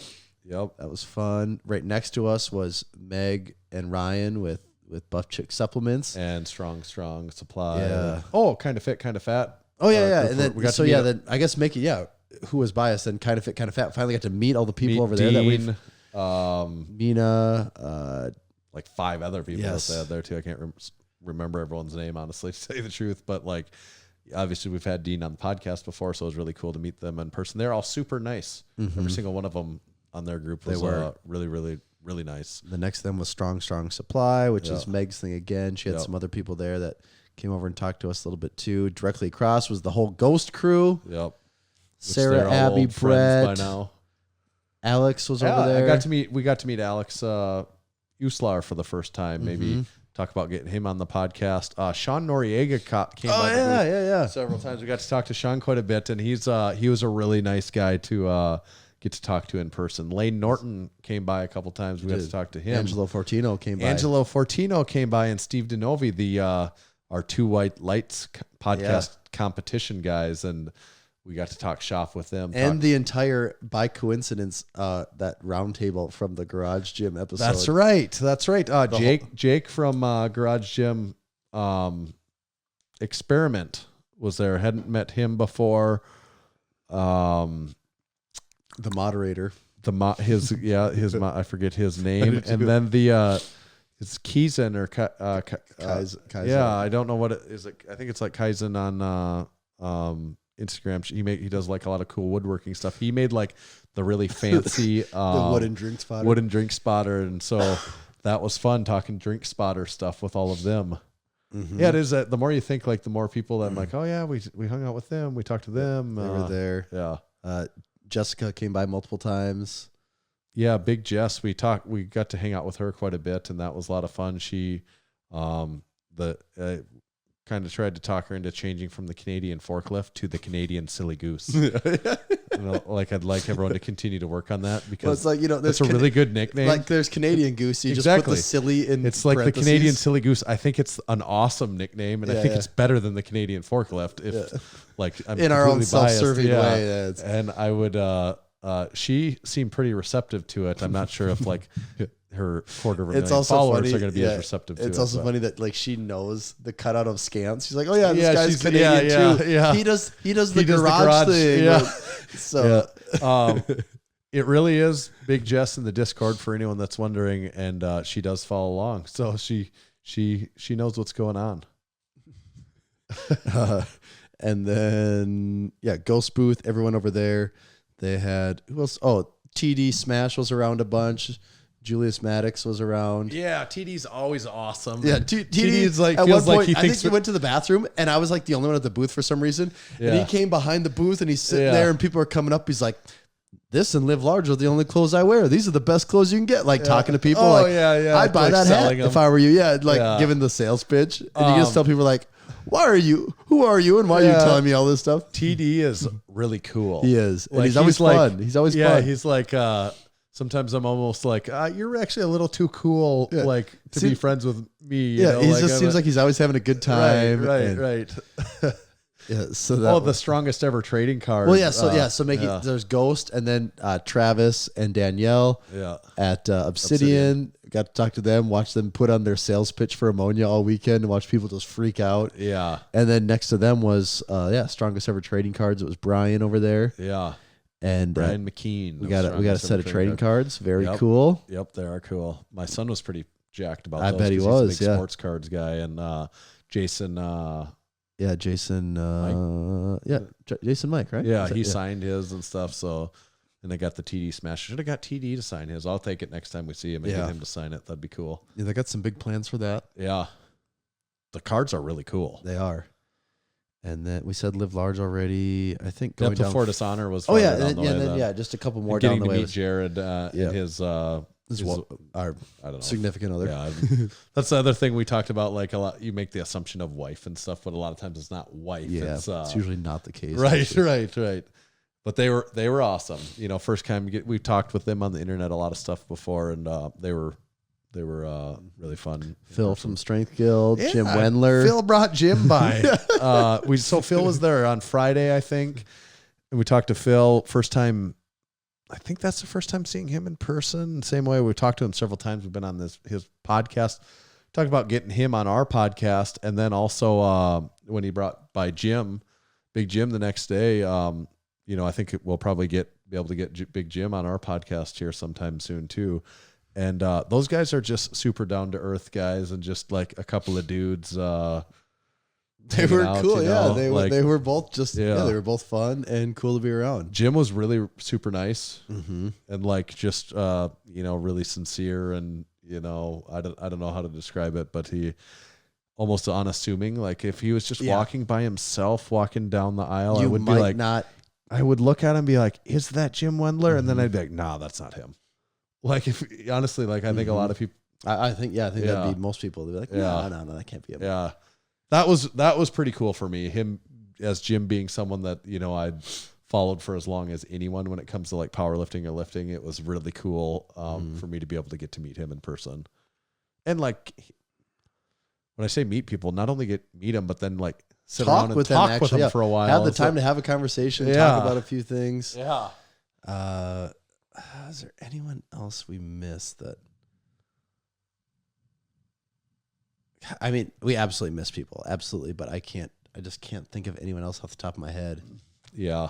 And also, you take a ton of photos, and you're like, oh, I got these photos, but then you're like, oh, no, that was on that person's phone, that person's phone, that person's phone. Right. So then they're kind of like, a few days later, they're just kind of broken up across social media, and they're not exactly as easy to track down as you think they would be. No, they're not. Yeah, I mean, that's most of the people probably. Yeah. We forgot a bunch, but that's okay. Yeah. That's what's going to happen in something like this. So final day, we tear down then? Is that where we're at with this? I think so. We tear down, which is quite the ordeal. And awesome to have help from, who was there? Big Eddie, of course, again. Justin helped again. Justin helping. I think he was around a little bit, wasn't he? I can't remember. He was around all that day. Yeah, he was certainly helping and stuff. Grant came over and helped a little. Yeah, D, and I think then was a little bit Travis too. And Danielle were helped really getting in there and too. doing a whole bunch of helping, which helped a lot. I think Expo got over at 4. By shortly after 5:30, we were like out on of the there road. actually, which is good to get. Which you is go like with a really thousands of shirts, and I think like all the 10 ones packed times up in the course of 30 minutes, I uncontrollably went like this. Oh, yeah, we got in the car and you just went. Oh, I just want to keep doing that because it's like the only thing that just makes me relax. It was just helping, and like everyone was helping a little bit more. Like literally, like there is something to sighing. When you get stressed, like actually do physically sigh, like deep sighs, and you can feel like a little bit of that stressful energy, like relieving just each time. Where disappear. And that was just. That's like that's Sunday at 5:30. Like that's the only thing I could vocalize at that point is just like a deep sigh, and not because it wasn't great. Because it was by the great. time Sunday afternoon came around, I could hardly talk anymore. It was pretty much done talking. Yeah. But we hit the road. It was smooth sailing. We took off and we made it all the way to Bloomington, Indiana. Yeah. Oh, and they're talking about how short everyone is. We are taller than most people. Most people are real short. Grant is tall. Yeah, Grant actually surprised me how tall he was. Swim Hack is tall. For anyone that doesn't know that already, there's a few people where you go, oh, this person's actually tall. But a lot of people you take pictures with, it's like, wow, they make us look very tall. I'm by like most the standards. joke is like, if you want to look short, go to the Massenomics. Yes, and I'm by all standards like not a big guy. Like I weigh about 200 pounds. Yeah. But when you're 6'1", like you put someone between us and they just start to look small, Yeah. So yeah, there's a lot of big people that we made look somewhat small at this thing. Yeah. Or much less big than what they normally look. Then having Big Eddie and Big Mini Action Jesus Yeah, then the other two guys. When I'm 6'1" and like the shortest guy working the booth, that does. Big put out a Mini is certain like vibe. 6'6", 390 pounds. So he's not so many. So yeah, we made it to Bloomington, Indiana. Towards the end of that drive, I was so tired I was practically hallucinating, and of course it was downpouring. That was like white raining hard. I was white knuckling it, pulling the heavy trailer on the interstate, speeding.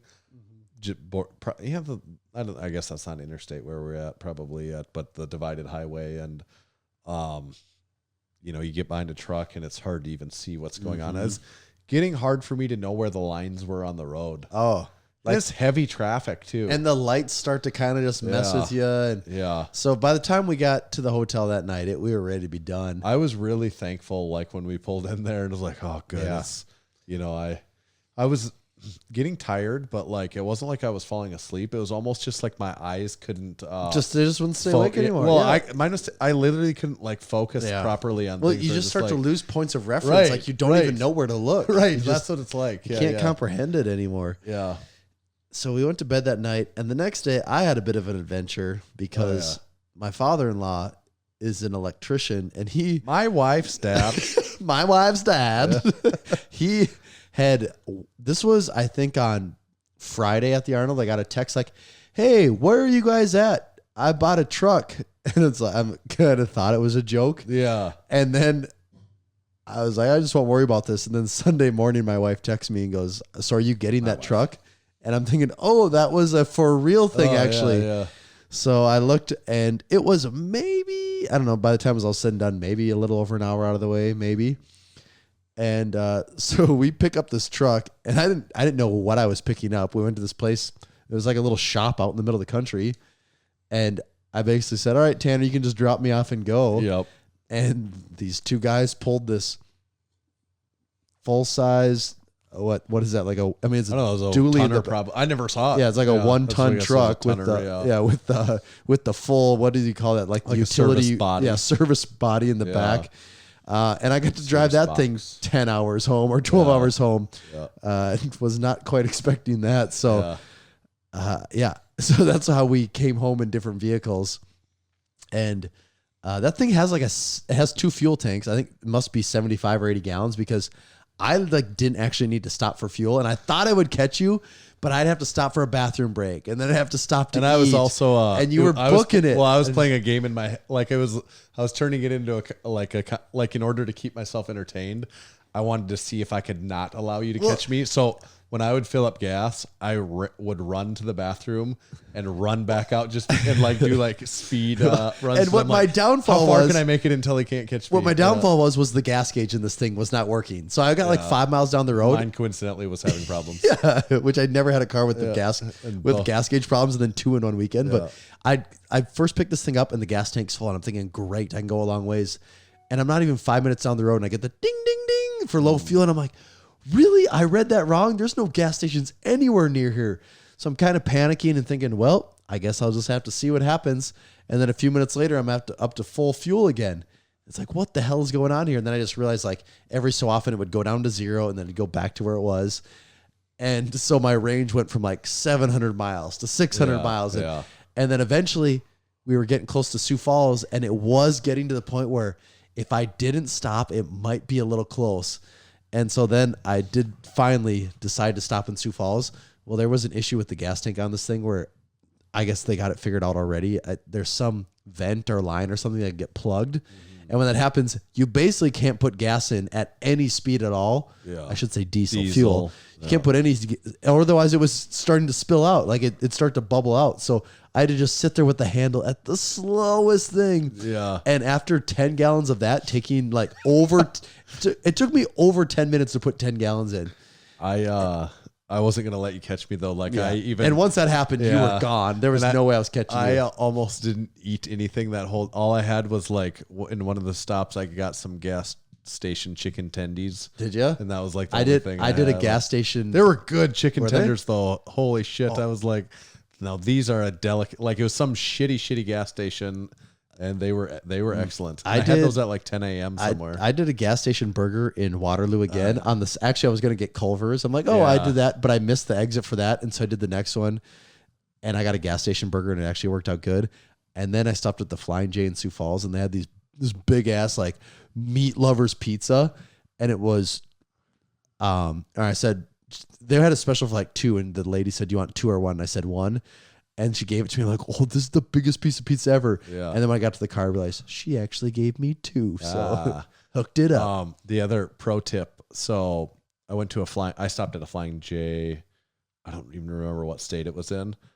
And I was really focused on trying to make it like, that was like what I was entertaining myself with, is like how good a time I could make on this, because it's pretty boring driving that far. It by is yourself. very boring. The scenery doesn't change at all. But I had to take a deuce, and I was debating whether I could hold this for like 12 more hours. That's the games I was playing with myself, and I was like, I could maybe make it to the next stop, but if I am assuming I'm going to have to take a deuce at the next stop, I might as well do it now because it's going to eat up the same amount of time. So I go into Flying J. There's 2 shitter stalls, and they're both full. I stand in there for just like a minute or 2, and I'm like, not much action going on here. It could be a while. And I'm like, this is a Flying J. I think they usually have like shower places for people, for truck drivers. They do, yeah. So I go like past the cashier. There's a special area that's professional drivers only. And so if there's any professional drivers, they're probably going to be mad by this because I assume it's a code that I broke.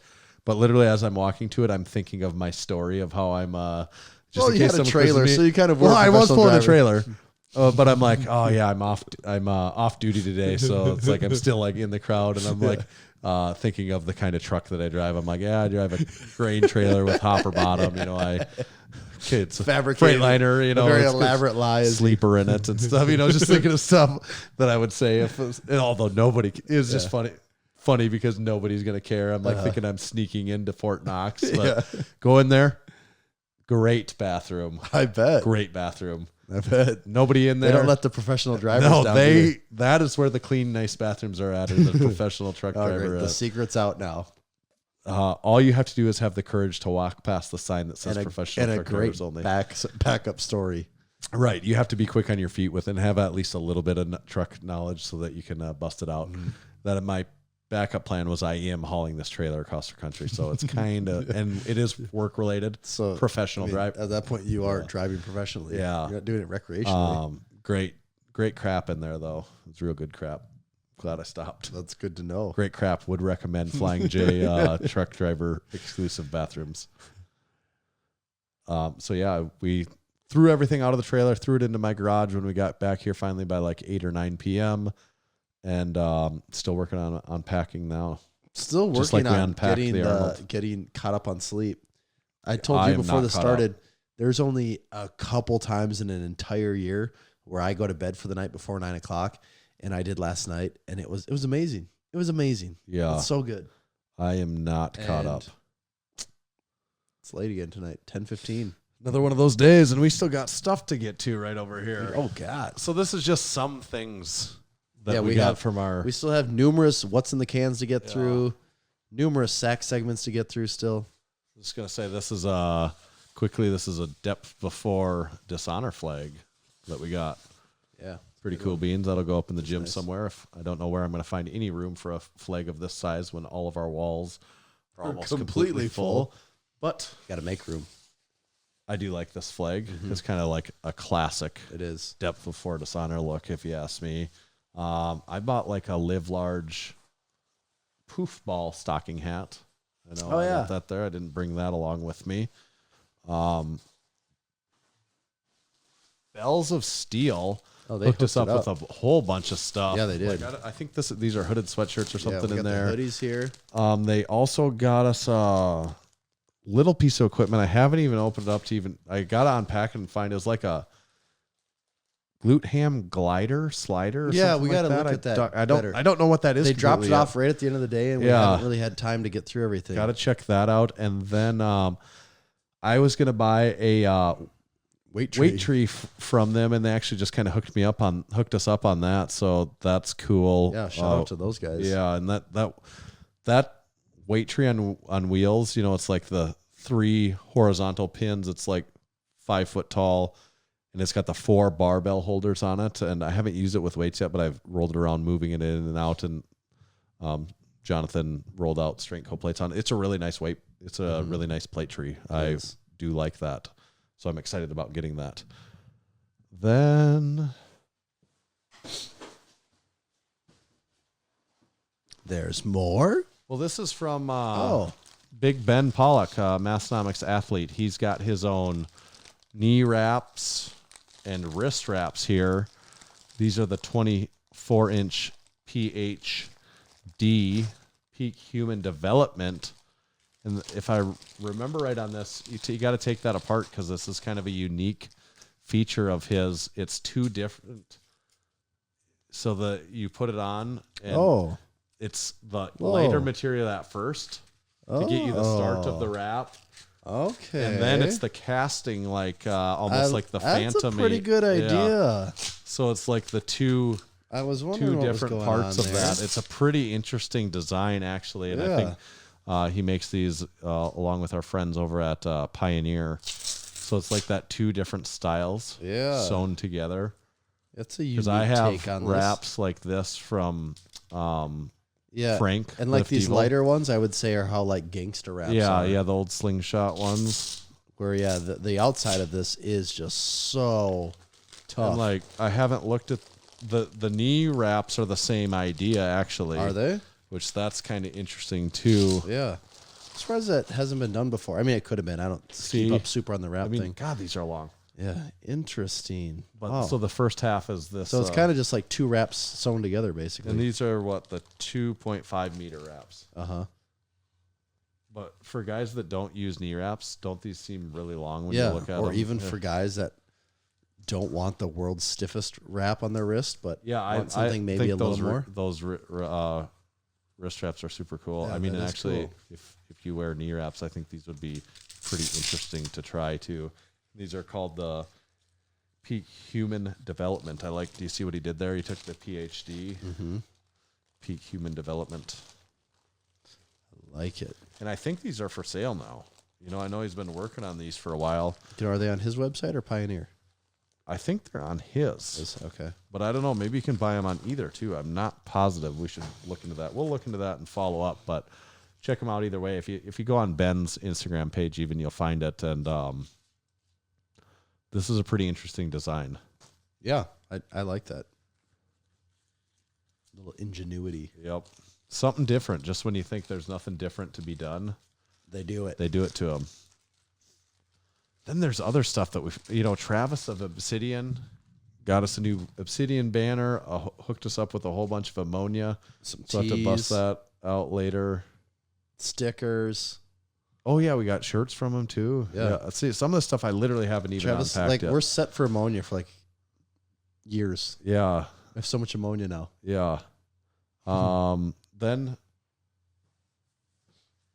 Big Eddie, corn-fed Highlander. What's in the box? Opening utensil. Yeah, we need an opening utensil. He sent us back with a what's in the box.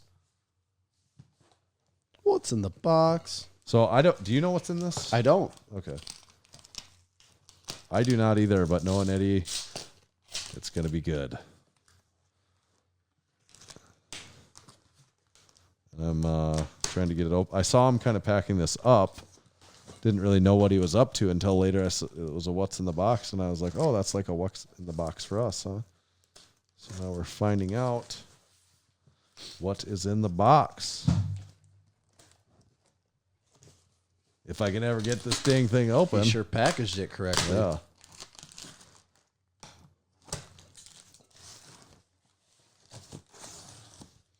Oh man, what is all in the box? Oh, Man, what do we got here? what's that? PA Dutch County Koozie I Heart Intercourse PA. So that's a koozie. Okay. Here, I'm interested in What these. we got here? Mixed, Wilbur chocolate. mixed chocolate buds. Ooh, Milk baby. and semi-sweetened American. I'm definitely gonna original. eat one of these. I'm gonna scare everyone on air of having to hear me eat this. So I'll wait a minute there. Okay. Big Tanner and Big Tommy, or maybe it's Big Tommy and because it's just BT and BT. Could So be anyone. thanks for all the laughs. The chocolate is for the wives. Enjoy some mini coolers. Very nice. Big Tommy, let me know if you want to talk quantity, quality. I'm not sure.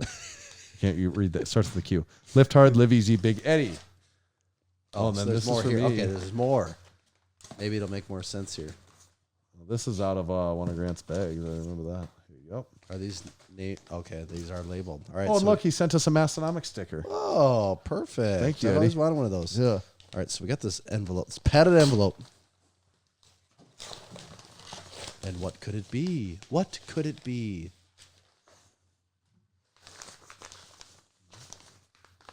Oh, we got. I'll wait for you to open yours there, Tanner. Very sticky envelope. Oh, what is this? Ah, Oh, Kung Pao. Kung Pao, Enter the Fist. Because I have not watched it. Oh, you actually haven't actually seen it? No, we talked Oh. about that. So that's I bet why Okay. because I haven't seen it. So now I can watch it. Yep. Kung Pao, Yeah, you got to watch Enter it. the Watch it with Fist. Jack. He'll think the it's really chosen funny. edition. Yeah, Jack. will think That's it's funny. hilarious. That's cool. And then, is this what you got here? Oh, oh wow, Yeah, sick. it says an extra level to it now. Yeah. in the events that have since happened. Oh But wow, we got the Bud Jeffries Apocalypse Sexy signed T-shirt. dang. Honey, I'll be back with toilet paper. Apocalypse Sexy, a man or woman who's strong, rugged, gentle, rough, good in a crisis, works, provides, lifts, runs, shoots, fights, grows things, reads things, prays, supports your dreams, scares away zombies, goes all day, pleases you all night, keeps you warm, loves your curves, brings back toilet paper, flowers, and donuts, and would fight the devil himself to protect you. So that's pretty When sick. the world's on fire, pretty boys and fake girls don't get it done. Dang, that's cool. And then Bud signed it. Bud Jeffries, number 3. God bless. Why is That's- mine number 2? I don't get it. Must have been. Are these I bet numbered? Big Does Eddie Eddie have has number number 1? 1. Okay. Yeah, That makes sense then. this is pretty damn cool. This is my other little gift in here. Ah, I have a curls sticker that ah. would go great on a pair of shorts. I like that. This shirt is cool, Yeah. but I would not want to wash it. I right? know, that's the thing. Like- It's like this isn't almost one that can be worn. It's like a Right. collector's item at this point. Right.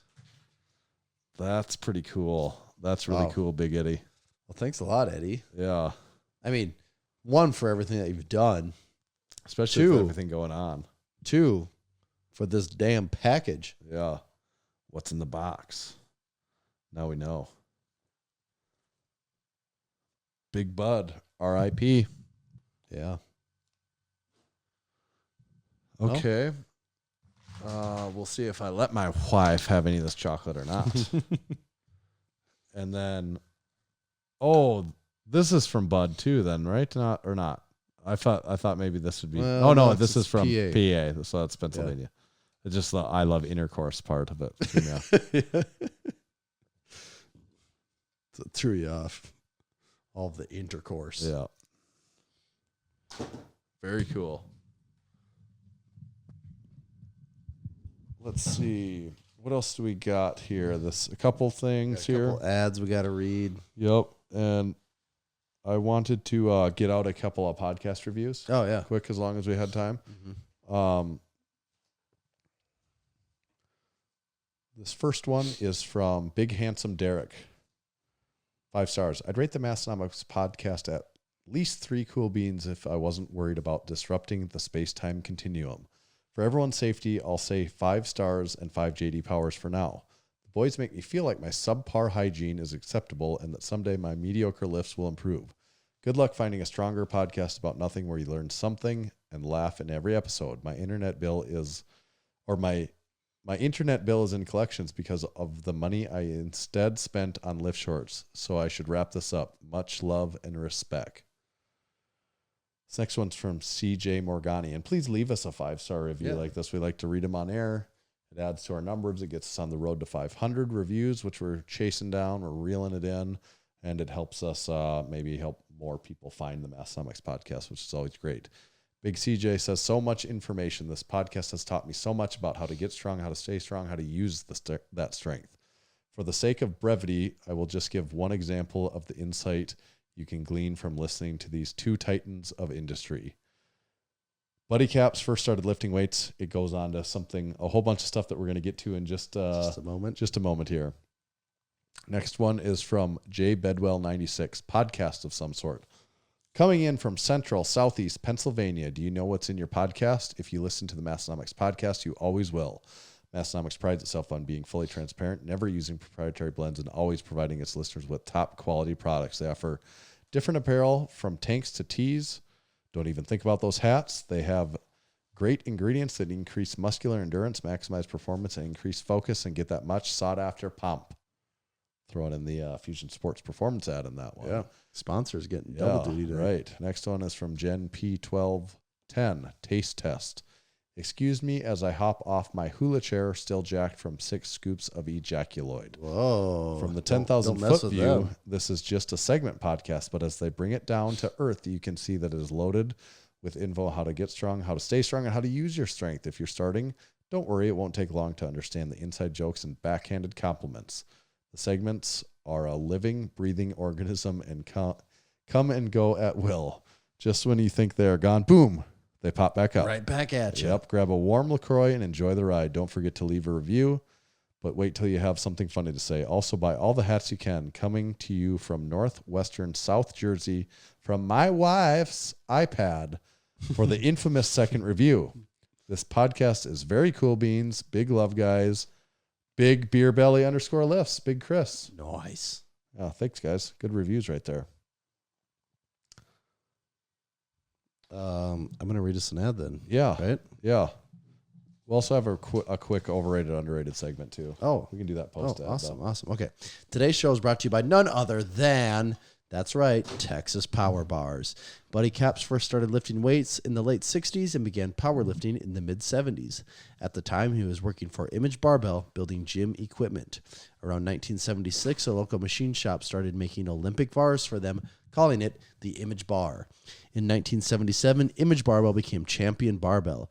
It was then that Buddy started looking at the bars with an intent of changing them for the better. In 1979, Buddy bought his first lathe to begin addressing the known issues. In 1980, his passion, drive, and purpose now had a greater mission. Buddy set out on his own to make what he believed was the greatest bar he'd ever seen and trained with, and the Texas Power Bar was born. It was strong as a house with the best knurling and was maintenance-free. Hundreds of state, national, international, and world powerlifting records have been and continue to be set and broken on the Texas Power Bar.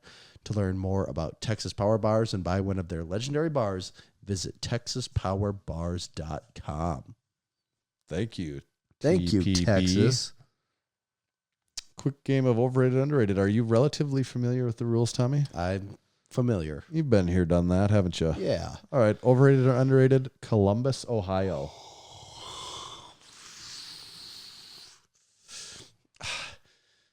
Part of me says anything that is considered part of the Midwest, which that might even be debatable, but anything almost part of the Midwest almost has to be underrated because so few people give anything in the Midwest props for things. They have the Arnold, kind of is a bit of a lifting mecca as far as anywhere in the world goes. Mm-hmm. Ohio State University's there. That's kind of a big deal. The Ohio State University. That's a pretty big deal. I think I'm going to say Columbus is underrated. Okay. I think it probably is underrated. Yeah. The weather's more mild than it is here. Yeah. That's a win. The parts we're been in, I always seem to, I haven't really been in a real bad part of it, but I also have only been in a few parts. Yeah. We keep to a pretty tight area. Yeah. Overrated or underrated beef jerky? Beef jerky. God. You'd say overrated, but you'd say underrated, but it's so damn expensive. I, on this trip, got my mind blown by how you didn't know how expensive beef jerky was. You said, guess how much this costs? And I'm like, oh, like $8, and it was like, oh, 16. I'm like, what? Yeah. What? Yeah. We Like, bought a bag of $20 beef jerky at the gas this station. bag of shredded meat costs more than like a full-on meal at most A restaurants. steak. Yeah. It costs similar to an actual steak. Yeah. A damn steak dinner. I do like beef jerky. It's good. Good source of protein. It's a nice little snack to have. This is a really hard one for me because I don't want to say it's overrated, but it's just so damn expensive. I'm going to say beef jerky's underrated. I'm going to give it the benefit of the doubt here. Okay. Still say it's underrated. All right. This is the last one. We're just doing a 3-banger this time. Okay. Overrated or underrated? Logan Paul. I have made somewhat of an effort to like not really pay attention to what his whole thing is. Yeah. Other than he does boxing matches, but I don't care about boxing. Boxing does not interest me. I can appreciate the athleticism of it, but as a sport, it just doesn't interest me. So, and he's one of like the biggest YouTube people. You can't say one of the biggest YouTube people is underrated, right? That's hard to do. So he's overrated. I would think he's overrated too, right? But with that being said, if he wanted to have us on his podcast or bear any of our stuff, I could. Does he have a podcast? Oh yeah. Okay. I mean, it'd be weird if he didn't, I suppose, at this point. But is it Logan called the Paul. Joe Rogan podcast? Implausible. I think that's what it is. I believe that's what it's called. Is it funny? I would assume. Yeah. Does he still do YouTube? I think so. Pretty sure. But I don't keep up with him. Yeah. Um, Neither. Yeah, if he wants I almost didn't know what he looked like. some at the- Massenomics yeah. stuff, I'll say he's underrated. Yeah. I'll switch my answer in a hurry. Yeah. Yeah, you can't. It's like Joe Rogan. He's way bigger than I thought he was. That's for sure. Yeah. I thought he was like the skinny little wiry guy. And you can realized see he was why you actually wouldn't- tall. might Because not no wanna one's get punched tall. by No him. one's tall. You know. Yeah. So that's now I get the athleticism and strength thing a little more. Here. Yeah. Going on. What did we miss from the Arnold? I'm sure a lot of stuff, right? Yeah, we definitely did. But that It's just so hard to get it all. we packed this into almost 2 hours, and we still missed a lot of stuff. That's a lot of unpacking. That is a We lot of it. unpacked it, and then we packed It's it almost all like in. setting up a booth right now. We almost I know. unpacked a booth. I know. We unpacked stuff, but then we had to pack it all into 2 hours. That was the problem. I know we definitely missed it. I just can't think of anything else. My brain's like dead. A teaser for future episode, maybe next episode. We have talk about some McDonald's stuff. People really want to know the McDonald's talk, and there's some continued McDonald's talk that needs talking McDonald's interior is what we'll tease that Yeah, as. we'll get back to that. We've teased that a few episodes, so to be continued on the McDonald's talk. Just not enough time today, I don't think, to hit all have to the save it for the next one. McDonald's interior discussion, and I think we can go pretty deep on that. I think we could. Yeah. Deep and hard, right? That's what she said. Big Eddie got me with such a good "that's what she said" when we were packing up. I can't remember. Yeah, what was it? I know. I can't remember what I said, but I wasn't purposely setting up for it. And after the fact, I'm like, that is the perfect "that's what she said." Yeah. Can't remember either. But I was like, damn, it got me sick, burned me real sick on that burn. one. Yeah, Arnold 2022, very cool beans. Could we give it? Maybe we should give the Arnold 2022 some cool beans. I give it cool beans. Okay. Yep. 2 of them. I'm going to give it 2 cool beans. Okay, very good. Probably 4.5 JD Powers. How many is that? Would you give it 4.5 JD Powers? I'd probably give it 4 out of 5. What would you get? What'd you give the peach? Oh, that? I'm giving that 3.5. Yeah, that's a 3.5 for me. And what'd you say on the Arnold? A 4 or 4.5? I'd give the Arnold a 4. I'm going to get a 4 also. The final point is tied directly to attendance numbers. Right. So Right. But I mean, it's leaving. I think 2023 could hit the 4.5 pretty easily. I think it could. I'd love to be surprised and see it hit a 5.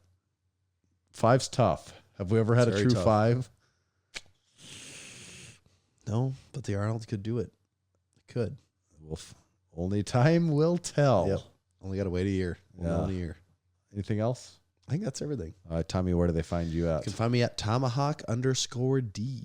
And you can follow me at Tanner_Baird. But more importantly, make sure to follow Massenomics at Massenomics. See ya.